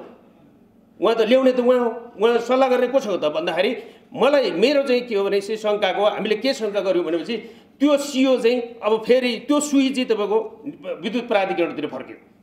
किनभने त्यहाँ धेरैवटा मिटिङ बैठकहरू भए, के भए भनेपछि विद्युत प्राधिकरणको एमडी अहिले नभएको बेलामा अब एमडी आएर सल्लाह गरेपछि पनि गर्ने हो कि भन्ने खालको शङ्का उत्पन्न भयो। त्यसैले गर्दाखेरि यो चाहिँ दुर्भाग्यपूर्ण छ। यो पहिलाको जस्तो टेक एन्ड पे होइन, यसमा पटक्कै कन्फ्युजन हुनु। यसमा के हो भनेपछि हिउँदमा तेरो बिजुली लिन्छु, बर्खामा लिन्न भनेर तपाईँको के अरे एनइएले पिपिए गर्ने हो। त्यो पिपिएमा ब्याङ्कले 1 रुपियाँ पनि लगानी गर्दैन। अहिले कन्फ्युजन नहुनु। अहिले 20वटा आयोजनाहरू कन्टिजेन्सी छन्। अघि धेरैवटा आयोजनाहरू दोधीको कुरा उठो, तपाईँको तम्बरको कुरा उठो, त्यो मात्रै होइन, 20वटा भन्दा बेसी आयोजनाहरू कन्टिजेन्सीमा छन्। त्यो चाहिँ के हो भने चाहिँ टेकर पे पिपिए गरेर जोड्ने बेलामा के हुन्छ भने त्यसमा थोरै मैले प्रश्न पार्न चाहन्छु। यो चाहिँ ब्याङ्कको सबै लगानी भइसकेको हुन्छ, हाम्रो लगानी सबै भइसकेको हुन्छ। अनि त्यो पिपिएमा एउटा क्लज छ 5%। हामीले टाइममा बत्ती नबाले यिनीहरूलाई 5% तिर्ने, एनएलए टाइममा प्रसारण लाइन नभए नै उसले हामीलाई 5% तिर्ने। अब हामी फसिसकेका छौँ, हामीले अरबौँ पैसा लगानी गरिएको छ। अब एनएलए 5% फाइन दिएर हाम्रो ब्याज बोक्दैन। अब हामी के हुन्छ भने आत्महत्या गर्नुभन्दा त्यो उसको साइनमा चाहिँ उसलाई साइन गरेर जति भन्यो त्यति बिजुली ल्याइदेऊ प्रभु भनेर लिने अवस्था छ। भनेपछि यो सिङ्गल बायरको यो हाम्रो हामीले मार खेपिरहेका छौँ। त्यो अन्याय, त्यो चाहिँ मैले राज्यले गरेको घात भन्छु। त्यो चाहिँ मैले त्यसो गरेको छ र 20औं प्रोजेक्टहरू अहिले त्यसरी सफर गरेका छन्। त्यतिखेर टेक एन्ड पे गरेर डिस्पोजेबल बनाएर जोडिएको हो र यो चाहिँ त्यो होइन। यो चाहिँ तपाईँको पिपिएमै उल्लेख गरेर गरिने यो चाहिँ तपाईँको टेक एन्ड पे हो र यसमा चाहिँ के छ भने यो चाहिँ हामीले अहिलेसम्म जति लगानी गरेका छौँ, यो मेरो विचारमा कसैले थाहा नपाएर पनि नगर्नु होला। यो आह्वान गरे पनि यो हामी इपानको सुझाव हो, यो मेरो व्यक्तिगत सुझाव मात्रै होइन। यसमा ब्याङ्कले लगानी गर्दैन, यसमा पिपिए गरेर के अर्थ छ? त्यो पिपिए गरेर खुसी हुनुको केही अर्थ छैन। भनेपछि यो विषयमा हामीले कुरा गरिरहेछौँ र यहाँ दुर्भाग्य के हो भनेपछि हाम्रो देशको दुर्भाग्य भन्नुपर्छ। यो हामी के भनेपछि पहिला हामीहरूलाई थाहा छ नेपालबाट गार्मेन्ट बहुत धेरै एक्सपोर्ट हुन्थ्यो, नेपालबाट गलैँचा धेरै एक्सपोर्ट हुन्छ, त्यो चाहिँ पछाडि पस्मिना धेरै एक्सपोर्ट हुन्छ। कुन क्षेत्रले नेपाललाई अलिकति सपोर्ट गर्छ, नेपालको आर्थिक उन्नति गर्छ, त्यो क्षेत्रलाई हान्ने प्रवृत्ति छ। यहाँ हामीले पर्दा अगाडिको अनुहार चिनेर हुँदैन, पर्दा पछाडिको अनुहारले कसको लागि काम गरिरहेको छ भन्ने विषय हो। जस्तै यो ऊर्जा मार्ग चित्र पनि ऊर्जा मार्ग चित्र मात्रै पढ्दाखेरि त त्यो त डेभलपरको पक्षमा छ, राम्रो छ नि त। तर त्यहाँबाट अब बटार्दै लगेर यसलाई सिद्ध्याउने गरिएको छ। त्यस्तै अहिले मैले अलिकति भन्नुपर्छ, यो क्षेत्रलाई आक्रमण गरेको, यो क्षेत्रले तपाईँको देशलाई समृद्धिको बाटोमा मार्गमा अगाडि लान्छ भन्ने हिसाबले आक्रमण चाहिँ कतितिरबाट गरिएको छ भने 7वटा गरिएको छ। 7मा 24 महिनादेखि 43वटा प्राथमिक सेयर र 7वटा राइट सेयरको गएको छ। भर्खरै फाटाफुट्ट एक दुईवटा दिन सुरु गरेको छ। त्यो पनि इपानले अस्ति अलिक व्यापक पहल गरेकोले गर्दाखेरि अलिअलि दिन थालेको छ। अर्को गरेछ त्यसमा हाम्रो चाहिँ 994 आयोजनाहरू, 994 मेगावाटका आयोजनाहरू त्यसले प्रभावित भएको छ। अर्को के भएको छ, नेपाल सरकारले एउटा मन्त्रालयले तपाईँको अनुमति पत्र दियो, अर्कोले अध्ययन गर्न दिँदैन। अध्ययन गर्न दिँदाखेरि अस्ति अध्यादेशले अलिकति सहजीकरण गर्न खोज्यो सरकारले, मुद्दा पर्यो सर्वोच्चको तपाईँको संवैधानिक इजलासले 20,000 मेगावाटका आयोजनाहरू सरकारमा राजस्व तिरेको छ, त्यहाँबाट लाइसेन्स लिएको छ। अब अध्ययन अनुमति दिँदैन क्या, राज्य त एउटै हो नि। भनेपछि यो क्षेत्रलाई खेद दिएको सन्दर्भमा मैले चाहिँ त्यो उठाउन खोजेको। अर्को चाहिँ लेखा समितिले अब लेखा समितिले सेवनलाई निर्देशन दिने हो कि प्रधानमन्त्रीले निर्देशन दिने हो, कहाँ दिने हो त्यो अर्को विषय होला, मिल्छ मिल्दैन अर्को विषय होला। उसको निर्देशन चाहिँ 90 नेटवर्क नपुगेका आयोजनाहरूलाई चाहिँ तपाईँको सेयर निष्कासन गर्न दिँदैन। अर्को त्यहाँ त्योभन्दा खतरा कुरा, त्यो कुरा अलिकति हाइलाइट भइरहेको छ अहिले 7को कुराले। त्योभन्दा खतरा कुरा चाहिँ के छ भनेपछि आधारभूत सेयर धनी जुन प्रोजेक्टमा जुन कम्पनीमा 1% भन्दा बेसी लगानी गरेका सेयर धनीहरू छन्, ती सम्पूर्ण सेयर धनीको लगानी चाहिँ ब्याङ्कको तपाईँको ऋण चुक्ता नगरिन्छमा 33% रोकिने भनेर त्यसले निर्देशन गरेको छ। भनेपछि यसरी चाहिँ तपाईँको यो क्षेत्रलाई खेद्ने काम भएको छ। अब अर्को आएर भर्खरै यो सरकारले नै बनाएको उच्च आर्थिक आयोग भनेर पूर्व अर्थ सचिवको संयुक्तमा एउटा बन्यो। त्यसले के भन्यो भन्दाखेरि हामी जेनरल अहिले तपाईँको हाइड्रो पावर कसैले बुझ्दैन भन्ने छैन, किनभने 65 लाख सेयर धनीले त्यो सबै बुझेको छ, नबुझिकन लगानी गरेको छैन। त्यो भएपछि अब खनाल आयोगले के गर्यो भनेपछि विद्युत उत्पादन भएपछि मात्रै सेयर निष्कासन गरेर पाउनै गर्यो। त्यो त जेनरल नलेज क्या। त्यो 65 लाख मान्छेलाई थाहा छ कि जलविद्युतलाई बनुन्जेलसम्म पैसा चाहिन्छ, बनेपछि त रेभिन्यू सुरु गरिहाल्छ नि, किन तपाईँको विद्युत गर्नु पऱ्यो? एउटा तपाईँको कानुनले भन्छ 10% स्थायीलाई दिनैपर्छ भनेर, अर्कोले के भन्छ भने चाहिँ बनिसकेपछि बस्ती त्यही भन्छ। अब बनिसकेपछि रेभिन्यू सुरु हुन्छ, हामीले त पैसा चाहिँदैन। भनेपछि यस्ता खालको चाहिँ तपाईँको आक्रमणहरू भएको छ। अघि मैले यो डिस्पेचेबलको बारेमा भनिसकेँ। अब ऐनको बारेमा पनि जस्तो यहाँ कतिपय कुरा चाहिँ इपानले कति फलोअप गरेको छ कि छैन भन्ने एङ्गलबाट पनि कुराहरू आएका छन्, त्यसलाई म प्रश्न पार्न चाहन्छु। ऐनको बारेमा हामी व्यापकै लागिरहेका छौँ, हामी सम्पर्कमा छौँ, छलफलमा छौँ, माननीय जीवहरूलाई भेटेका छौँ, सबलाई भेटेका छौँ। हाम्रो बुझाउने कोसिस जारी छ र हामीले त हाम्रो माग त के थियो भने चाहिँ मन्त्रीज्यूलाई यो धेरैपल्ट फर्केको पनि हो, धेरैपल्ट गरे पनि हो, यसलाई फिर्ता लिनुहोस् भन्ने थियो। तर मन्त्रीज्यूले त्यसमा चाहिँ फिर्ता होइन हाम्रो पक्षमा बनाएर ल्याउँछु भन्नुभएको छ। अब भन्दाखेरि केही हदसम्म त हामीले विश्वास पनि गर्नु पऱ्यो। त्यसलाई चाहिँ सपोर्ट गर्ने हिसाबले हामीले माननीयजीहरूसँग पनि भेटघाट गरिरहेका छौँ। र यति भन्दै अब चाहिँ आज अधिकांश यहाँ कुराहरू अहिले महासचिवज्यूले समअप गर्दाखेरि त्यसमा राख्नु होला। अधिकांश कुराहरू चाहिँ हामी आन्दोलनमा जानुको विकल्प छैन भन्ने आएको छ। हामीले आज यो हलबाट लिन खोजेको म्यान्डेट भनेको त्यही हो, हामीले आन्दोलनमा जाने। तर आन्दोलनको पनि बडा तितो अनुभव छ। फेरि यो तपाईँको हरेक ठाउँमा सिन्डिकेट छ नि, हामी त डन्डीमा सिन्डिकेट खेपेका छौँ, सिमेन्टमा सिन्डिकेट खेलेका छौँ, इभन चाहिँ तपाईँको बिमाको ट्यारिफमा हामी सिन्डिकेट खेलेका छौँ। त्यहाँ चाहिँ त्यो संसारमा काहीँ नभएको नेपालमा त तपाईँको कम्पिटिसनै गर्न पाइँदैन, जति भन्यो त्यति पैसा तिर्नुपर्छ, सबैको पैसा बराबर छ बिमामा, यो पनि खेपिरहेका छौँ। भने त्यो बिमा समितिको आन्दोलन गऱ्यौँ, किस दाईको नेतृत्वमा इपान थियो, हामी सबै लाग्यौँ। पहिलो दिन त 50 जना कि 55 जना भेट भइया थियो, भोलिपल्ट 15 जना, पर्सिपल्ट 10 जना, निपर्सिपल्ट त 3 जना हुन थाल्यो क्या। त्यो भएर आन्दोलन पनि यो यहाँबाट लिन खोजेको कुरा के हो भन्दाखेरि आन्दोलन गर्नलाई पनि कतिको साथ छ भन्ने कुरा हो। आज धेरै प्रबन्धकहरू चाहिँ आउनुभएको छैन, 350 आयोजना तपाईँको पीडित हुँदैछन्, 17,117 मेगावाटका आयोजनाहरू पीडित हुँदैछन् यहाँ।